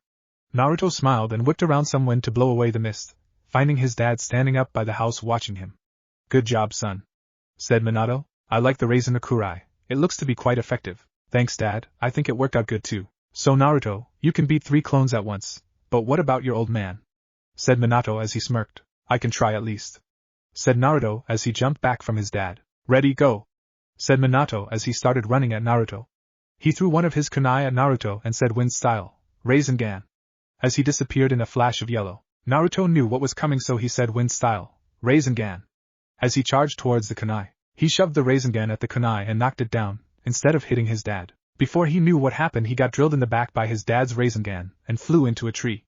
As he got back up to a knee, his dad was already on him again. He ducked under a spin kick and rolled to the side as Minato rolled into an axe kick. He jumped back up to the side of the tree and ran through some hand seals and said water style, water dragon jutsu, as a large stream of water shot out of his mouth in the shape of a dragon. Minato jumped aside and dodged the dragon as he ran through his own seals and said water style, water dragon jutsu, as his own dragon shot out of his mouth and started fighting with Naruto's. Minato noticed that Naruto was no longer on the tree anymore and started looking around trying to find him. He threw a kunai straight into the air and disappeared just as a kunai hit the ground beside him and red flash appeared. Naruto looked up just in time to see his dad coming down at his head with his fist drew back. Naruto tried to dodge, but the attack still caught him and sent him flying across the yard and into a tree. Minato stood back up and said, good job, son, you really pushed me this time, and you didn't even use your best attacks.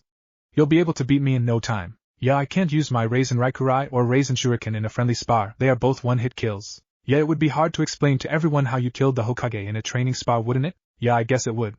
said Naruto as he grinned and rubbed the back of his neck. The next day. Akina's house. So do you think you're ready, Akina? Said Sasuke. Yeah, look, I can stick 3 leaves to my body and make clones at the same time now.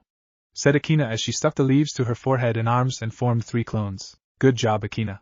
You'll pass for sure now. Said Sasuke. So, are you ready to go? Said Naruto. Sure, let's do this. Said Akina with a grin. Naruto walked over and put a hand on her shoulder as well as Sasuke's, and Akina said, "What are you?" and they disappeared in a flash of red. They reappeared in front of the academy as Akina finished doing? As she looked around. How did we get here? Naruto's Flying Thunder God technique. It lets him teleport anywhere he has one of his sealed tags. Said Sasuke as he pointed at the tag beside the door on the academy. Wow, that's pretty cool, Naruto. Thanks, but you need to go on and take your test. We'll be waiting out here. Okay, thanks guys, see you soon. Akina went in the doors as Sasuke turned to Naruto and said, "So what do we do for the next hour?" "I don't know, how about a spar?" "Sure, let's go," said Sasuke as they walked to the training yard near the academy. "Ready," said Naruto. "Go," said Sasuke as he jumped just in time to avoid a rasengan. He flipped in the air and ran through some hand seals and said, "Fire style, great fireball jutsu," as a large ball of fire shot out of his mouth at Naruto. Naruto seen it just in time to throw a kunai and teleport to it as another ball of fire shot at him. He threw the kunai and once again teleported to it. As he reappeared, he was already going through some hand seals as yet another fireball came at him. "Water style, water dragon jutsu," yelled Naruto as he spat out a dragon-shaped stream of water that flew right through Sasuke's fireball and into him, driving him into the ground where he poofed into a log. Naruto jumped and flipped backwards just in time to avoid a spin kick by Sasuke as landed and launched his own kick at Sasuke, who also dodged. They continued in a taijutsu bout briefly until Sasuke saw an opening and uppercut Naruto in the gut, knocking him into the air. Before Naruto had a chance to right himself, Sasuke was upon him. Sasuke did a front flip and dropped an axe kick into Naruto's ribs that sent him smashing into the ground as he disappeared in a poof of smoke. Shit! Shadow clone, thought Sasuke as suddenly he heard a howling noise behind him. He turned to look just in time for a wind dragon to slam into him. It pushed him back into a tree and made several small cuts appear all over him.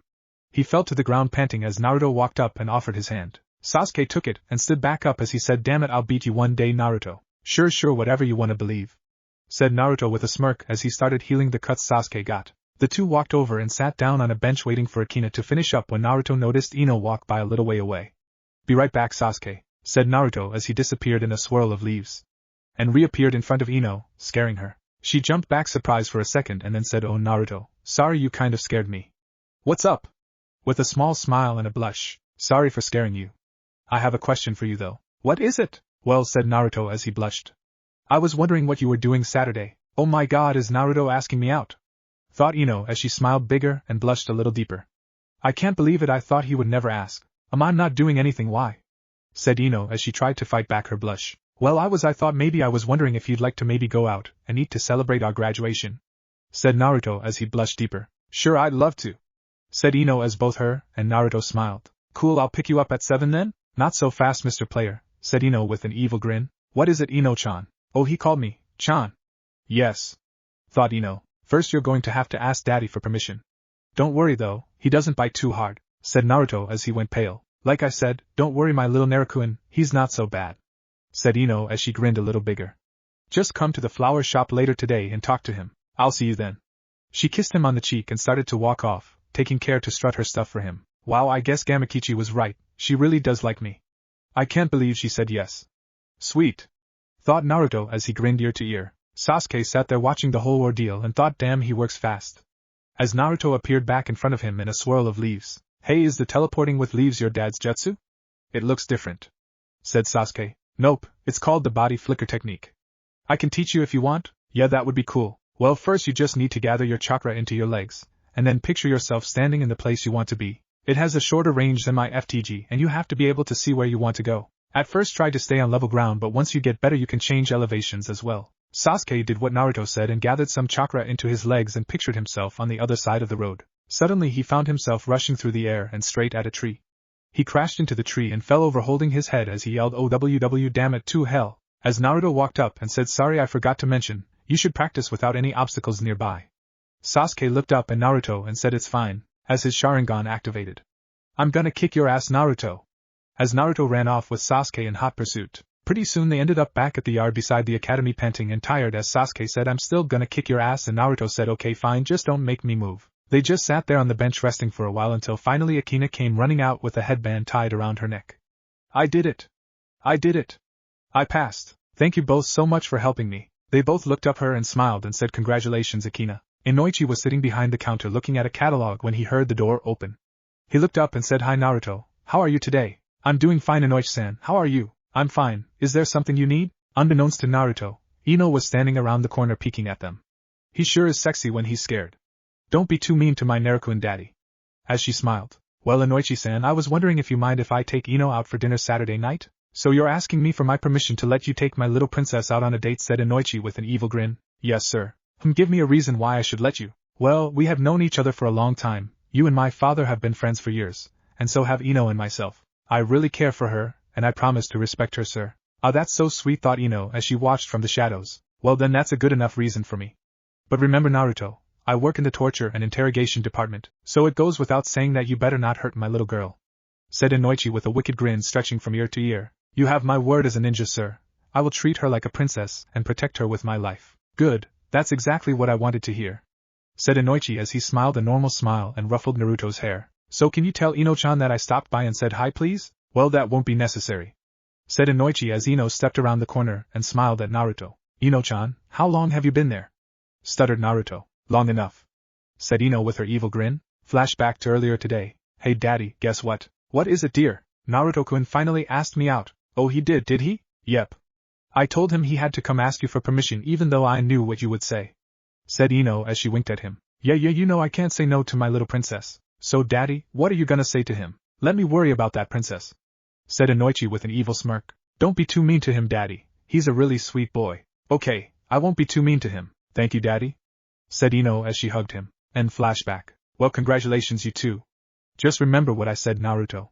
Said Inoichi as he aimed a little killing intent at Naruto and grinned, when he shuddered. Ino you can take the rest of the day off, I've got it under control here. Thanks daddy. Yelled Ino as she grabbed Naruto's hand and dragged him out the door. So where are we going Ino-chan? Said Naruto as he tried to keep up with Ino. We have to go tell Shikamaru and Choji that we're a couple now. Said Ino with a smile. Wow, a couple with Naruto-kun. Ino Namikaze. I like the sound of that. Thought Ino. Okay whatever you say Ino-chan, could we slow down a little though? Oh yeah sure. Sorry I was a little excited said Ino as she blushed and Naruto's sweat dropped. The new couple then continued to walk towards the Nara compound holding hands. As they got there Ino knocked on the door and a woman in her early 30s answered. Hello Ino, Naruto. How are you two doing? We're fine Yoshino. Is Shikamaru home? Sure let me get him. Said Yoshino. Shikamaru you have company. She hollered up the stairs. They soon heard footsteps along with a grunt of troublesome and Shikamaru appeared at the door. Hey guys, what brings you here on this troublesome night? I got some great news Shikamaru. Said Ino. What, all genin are going to get a mission to lay on the grass and watch clouds the first day, said Shikamaru as his eyes lit up and he began to daydream until Ino slapped him upside the head. No. I wanted to tell you that Naruto-kun asked me out today, said Ino with a smile. Naruto you don't know what you've got yourself into. Women are so troublesome. Said Shikamaru as both Ino and Yoshino smacked him in the head. Naruto laughed at Shikamaru's misfortune and said I think I'll be alright. Ino-chan isn't too troublesome, said Naruto, as he found himself laying on the ground beside Shikamaru with a foot on the side of his head. What was that Naruto-kun? Asked Ino. Told you. Said Shikamaru as he felt a foot land on his rib cage and Ino looked at him with fire in her eyes. Noon asked you. She yelled. Now where was I? Oh yeah, what was it you said Naruto-kun? She said in a scary sweet voice. I said you're beautiful? Ah thank you.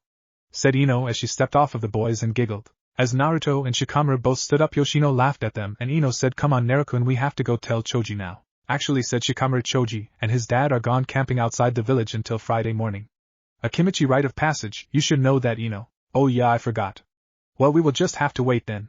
See ya later Shikamaru, Yoshino. See ya Shika, Yoshino-san. Said Naruto as they turned to walk off. As soon as they were outside of the Nara compound Naruto wrapped his arm around Ino's waist and before she could say anything they disappeared in a flash of red light and reappeared on a hill looking over the village. Wow Naruto-kun it's beautiful up here. Where are we? On top of the Hokage monument. Where my face will be in a few years to be specific. Said Naruto as he giggled. Wow I've never been up here before. Yeah not many people come here, but it has the best view in the village, and the sunset is absolutely stunning from up here. No kidding, but why did you bring me here? To see the sunset that I spoke about.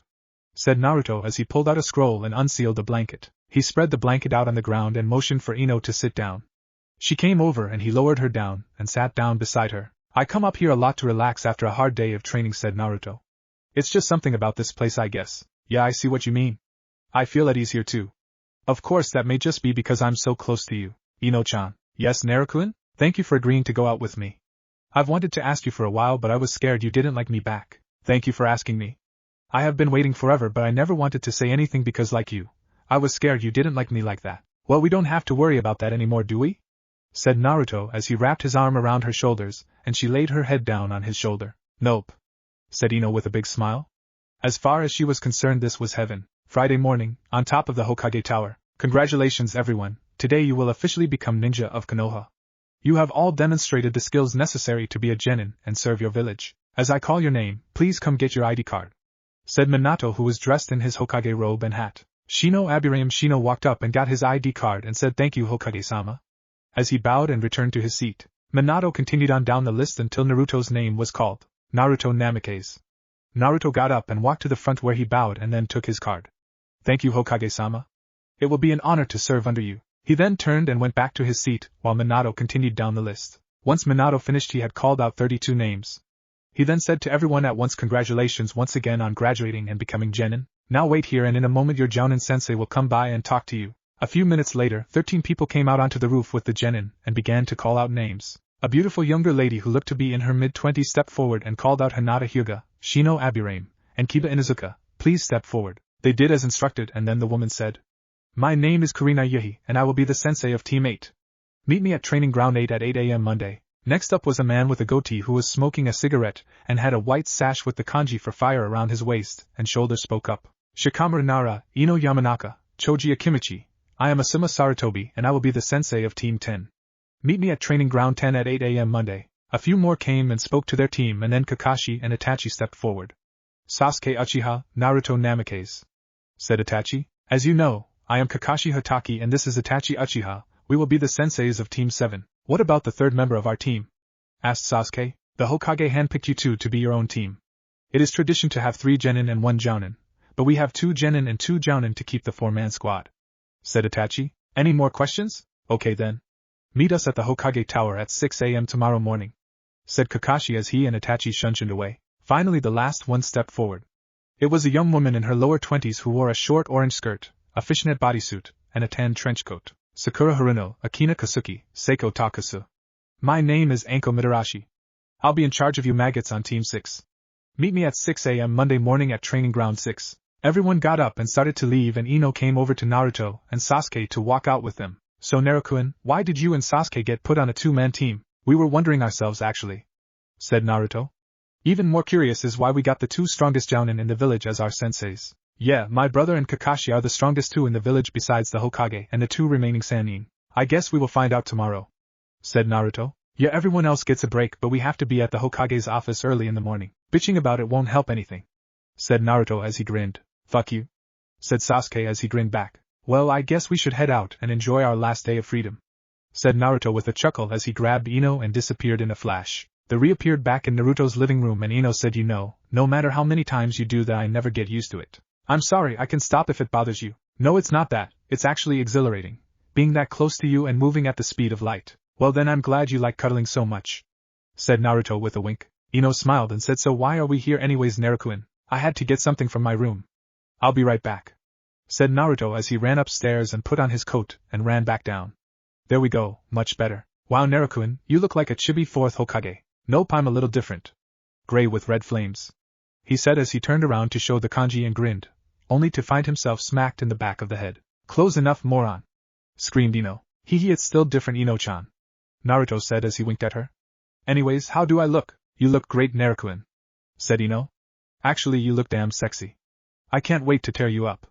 Though Ino as she grinned evilly. Thanks, Ino-chan, you look pretty damn good yourself, said Naruto as he walked up and kissed her on top of the head. As soon as he started to pull away, Ino said, oh no you don't, as she grabbed his head and pulled his lips against hers. He just stood there for a second confused, then he finally realized what she was doing and wrapped his arm around her waist and kissed back as they disappeared in a flash of red and reappeared on top of Hokage Mountain. Wow, Naruto-kun, that was amazing, said Ino as she pulled away for a breath. The two just stood there in each other's embrace looking out at the village for the longest. Finally Ino looked back at Naruto and kissed him again and said, Naruto-kun, I'm so happy.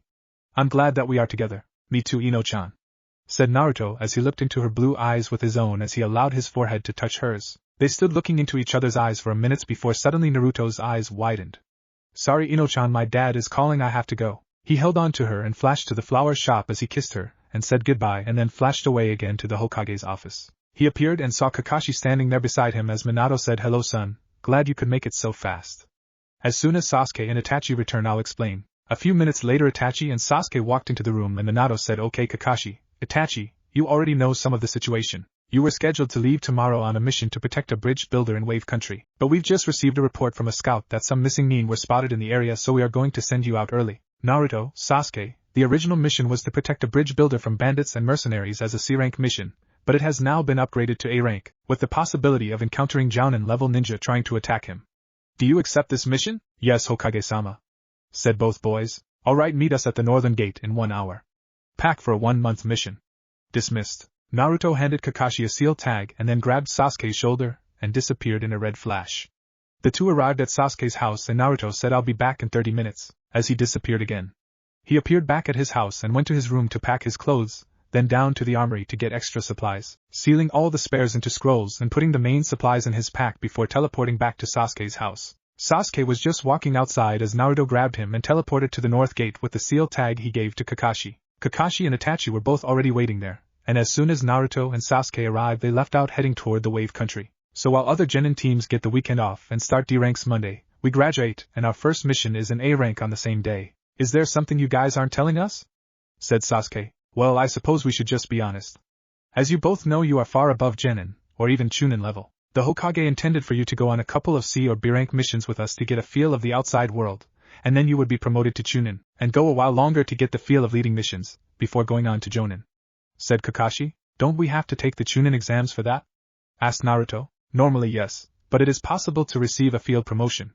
Now as Kakashi was saying, you were going to be promoted to chunin in a couple of weeks. You would each then remain on this squad and lead a few missions each, with us making sure you do alright, and then you would be promoted to jonin. Said Itachi. So that's why we were put on this team.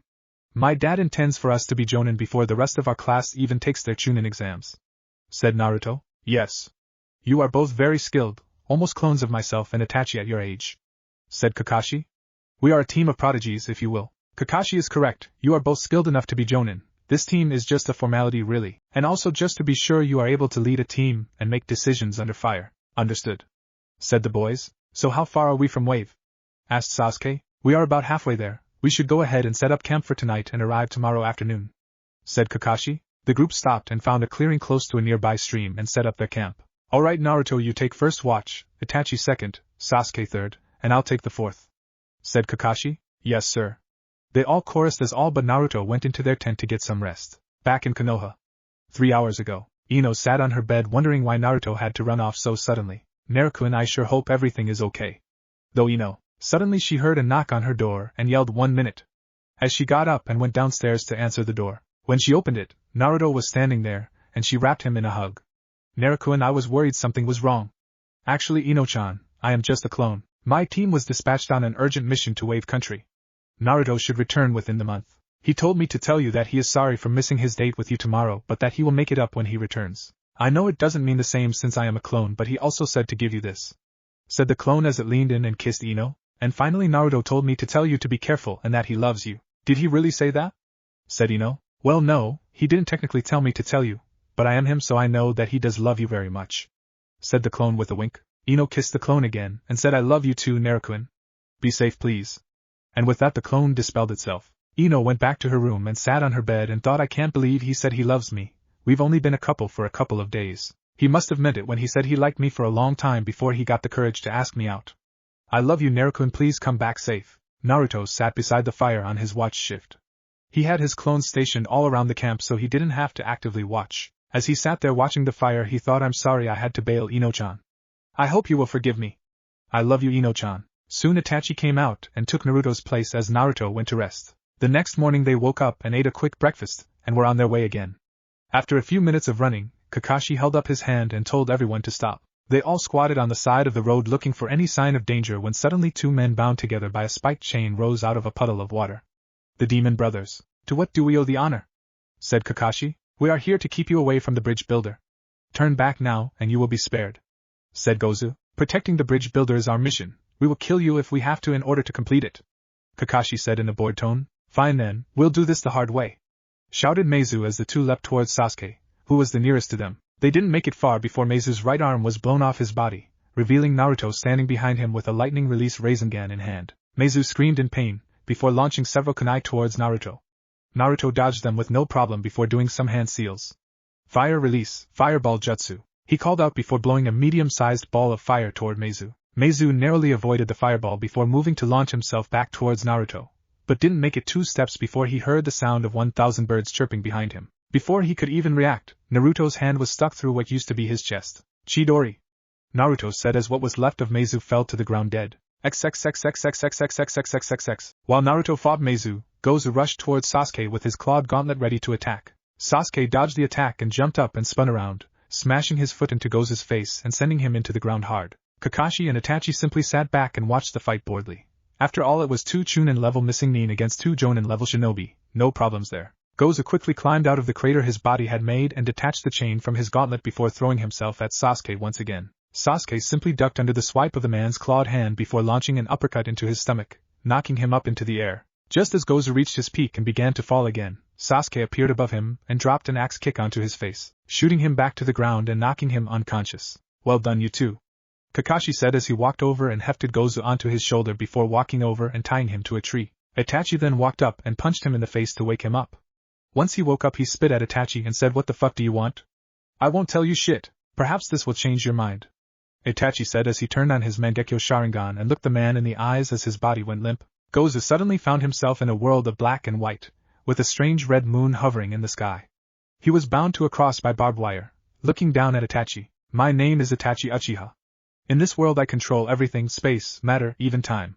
3 days in here is only 1 second in the real world. If you do not tell me what I wish to know, then I will torture you for 3 days and 3 nights.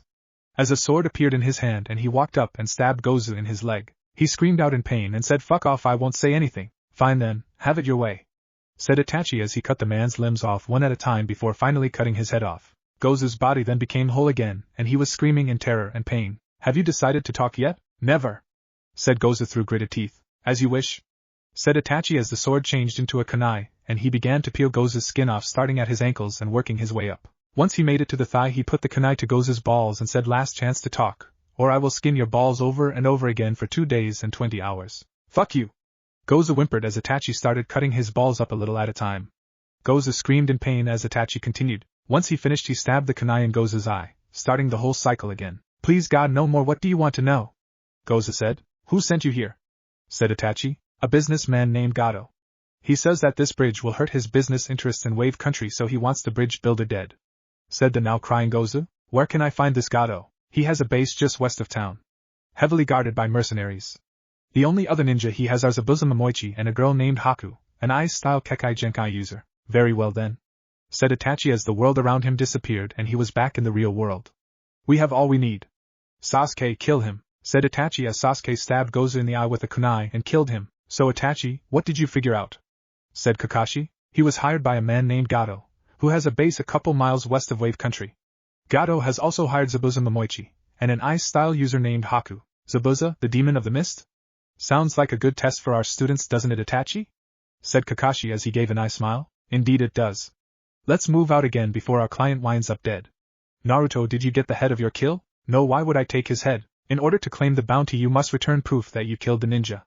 Seal this one's head and some of the ashes of the other into a scroll and let's move." "Yes, sir." Naruto proceeded to cut off the head of the demon brother tied to the tree and gather the head of the one he disintegrated and sealed them into a scroll which he put in his pocket. When he was done, they started moving towards the Wave Country again. Once they arrived to the border, they found the man they were looking for waiting for them at a boat dock. He was an elderly man with glasses and a pointy straw hat, and he smelled like alcohol. They walked up to him, and he said, "I thought I hired ninja for this mission, not a bunch of kids. The black-haired one looks like a damn emo, and the blonde looks like a fucking hyperactive retard," causing both Naruto and Sasuke to growl in anger. "I assure you, Tazuna-san, we are the best team possible for this mission," Kakashi replied coolly, trying to defuse the situation. "Could have fooled me," mumbled Tazuna as the group got on a boat to travel to the island where Tazuna lived. Once they arrived, he started leading them to his house to unpack. About halfway there, out of the blue, Kakashi yelled, "Get down," and everyone hit the deck, with Naruto tackling Tazuna as a large sword whizzed over their head and stuck into the wall of the bridge. A large man about 6 feet 6 inches with no shirt and striped pants along with a mask over his face similar to Kakashi's landed on top of the sword and looked at the group. Zabuza Momoichi, the demon of the mist. Said Kakashi. I see you've heard of me then, copy ninja Kakashi. You've also got the Uchiha prodigy Itachi with you. Who are the brats? That is none of your concern, Zabuza. We are here to protect Tazuna and we will not fail. Said Itachi. So Zabuza, where is your partner at anyways? Said Kakashi. She is around. That is all you need to know. Well, I take it you won't give up and leave? Said Kakashi as he raised his headband to reveal his sharingan. You're smarter than you look, Kakashi. Said Zabuza as he jumped to the ground and did a set of hand seals. Hiding in the mist technique. The last thing the group saw was Zabuza grab his sword and disappear into the mist. 8 places on the human body that cause instant death. The larynx, spine, lungs, liver, jugular, subclavian artery, kidneys, and heart. Which will it be? Came Zabuza's voice from seemingly everywhere within the mist. Everyone be alert, he is a master of the silent killing technique. Kakashi said as the group made a circle around Tazuna. How right you are, Kakashi. Whispered a voice in Kakashi's ear from behind. Kakashi quickly spun around and buried a kunai into Zabuza's gut as the man let out a moan of pain, and then turned into a splash of water. Damn, a water clone. Kakashi thought as he continually scanned the area for Zabuza. Soon there was a sound of metal hitting metal to Kakashi's right, and he turned to see Naruto parrying Zabuza's large sword with a kunai. Quite impressive. You are obviously no ordinary genin. Zabuza said as he broke the contact, leaping back into the mist with Naruto following after him. Naruto, no! Kakashi yelled to no avail. Just as Naruto was about to disappear into the mist, Zabuza appeared behind him, swinging his zanbato in a sideways arc. Naruto never noticed him there before the sword sliced through him, cleaving him in two, before he disappeared in a poof of smoke. Shit! Zabuza cursed as he heard a whistling sound from behind him. He quickly turned to dodge, but didn't get away completely as the attack brushed past his arm, causing several cuts to appear on the arm before blowing him several feet away. Futon, rasengan!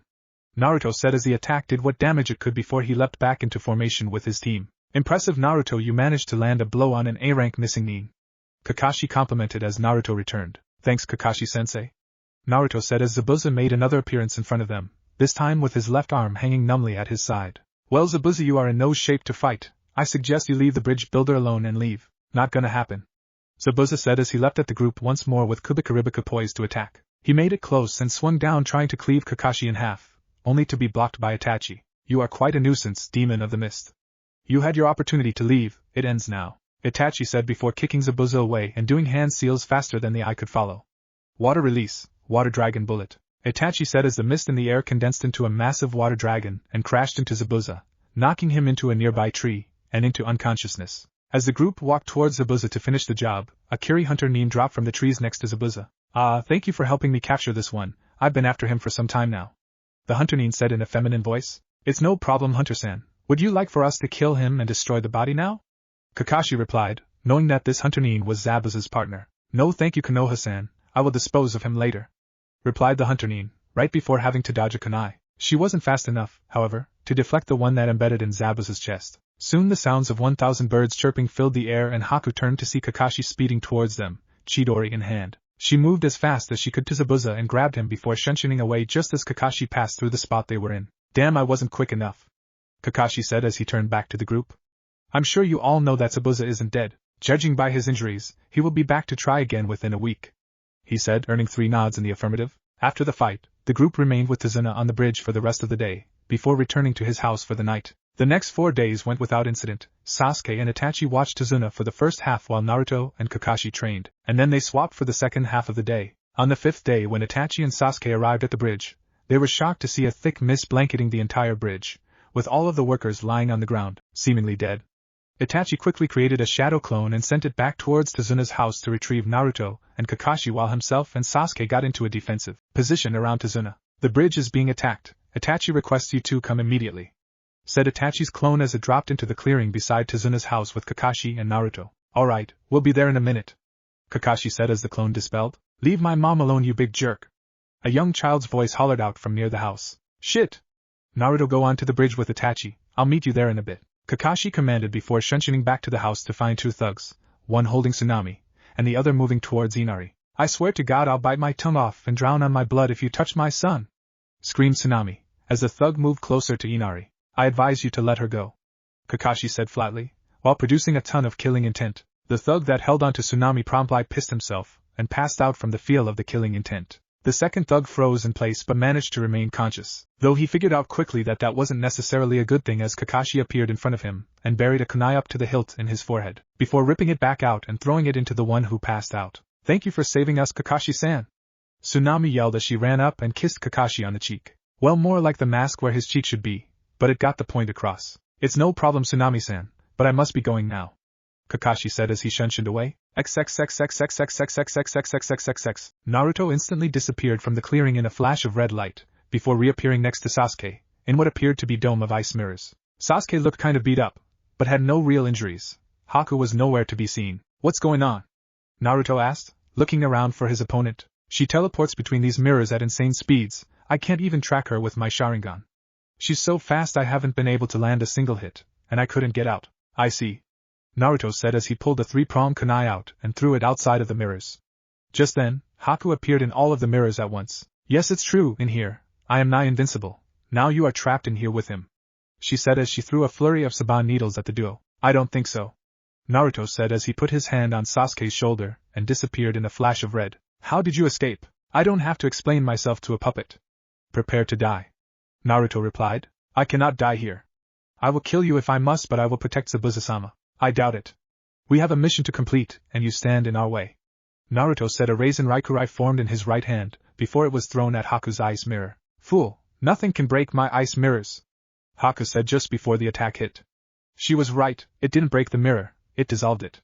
She barely escaped in time. "How?" Her reply was a Naruto clone dropping out of nowhere and dropping an axe kick on her neck, before twisting his body and kicking her once more, sending her flying towards Naruto and Sasuke. Sasuke quickly went through some hand seals and called out Fire Release, Grand Fireball Jutsu, before exhaling a large ball of fire that washed over Haku for several seconds before dispelling, leaving a burnt and bloodied girl on the ground in front of the pair. XXXXXXXXXXXXXX. Zabuza quickly charged in Itachi, sword drawn back ready to attack.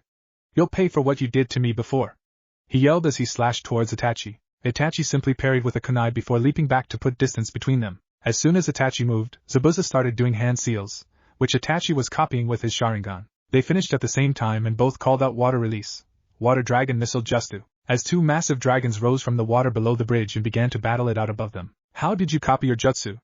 Zabuza began but was cut off by Itachi. "My eyes can see everything," Itachi answered. Zabuza answered in the form of charging back in and swinging down at Itachi. The two had a kenjutsu battle for a moment before Zabuza broke away and began hand seals once again, with Itachi copying them. "How can you copy my jutsu before I do it?"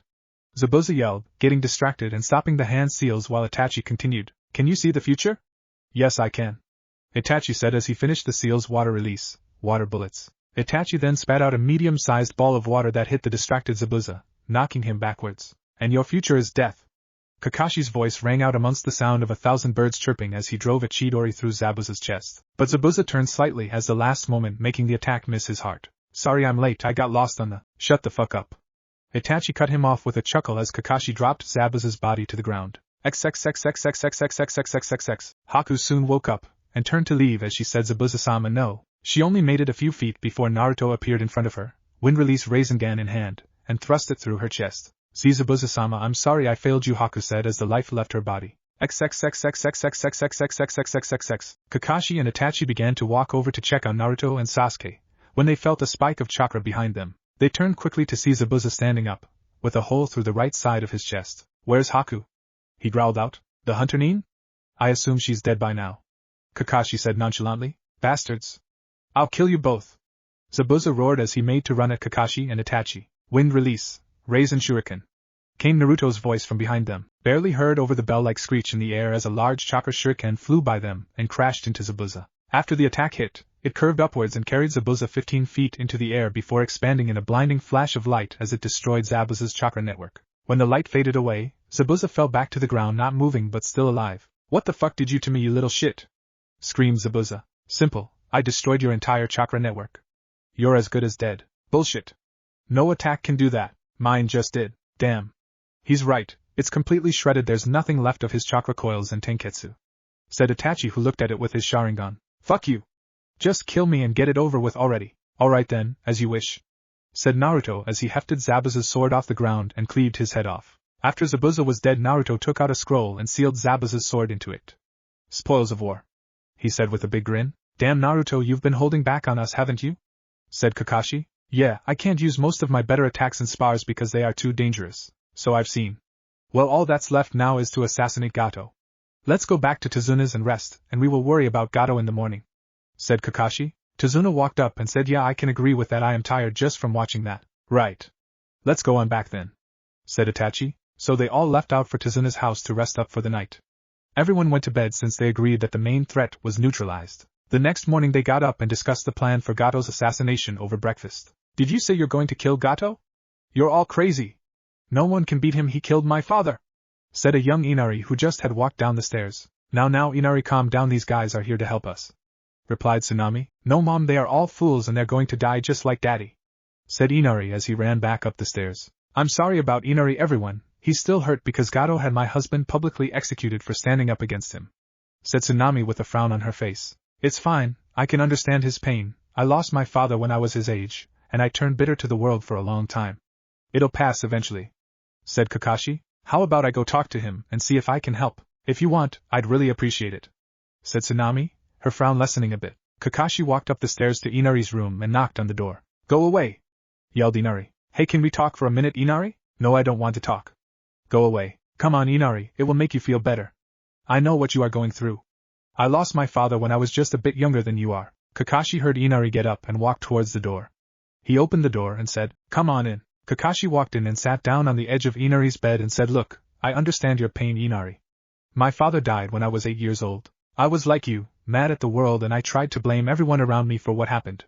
It took me losing my best friend in combat to realize I was wrong. I was angry, and one day I got in an argument over something that my dad once said, and later that very day my team was ambushed and my friend was killed. With his dying breaths we made up, and it made me realize that I was wrong for acting the way I was towards everyone.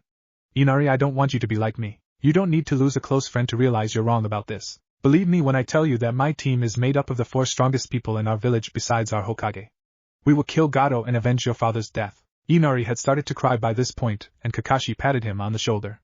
You're right. I have been acting like a big baby over all of this, and it was stupid. I'm sorry for yelling at all of you earlier. Don't worry about it, Inari. Like I said earlier, you were just confused. I'm glad we had a chance to talk to help you get over it instead of a tragedy happening. Thanks, mister. It really did help me. You're welcome. Now if you'll excuse me, I've got an appointment with Gato. Kakashi walked back downstairs where everyone was sitting and waiting on him. Are you all ready? Everyone nodded and Kakashi said, all right then, let's move out. As they all got up and left the house, once outside the house they started heading west until they could see Gato's mansion in the distance, and they stopped. So how are we gonna do this? Asked Sasuke. Leave no survivors, and don't die. I'll come in from the west side, Itachi from the north, Naruto from the south, and you from the east. Kill all of his men you cross, just watch out for friendlies once you get closer to the center.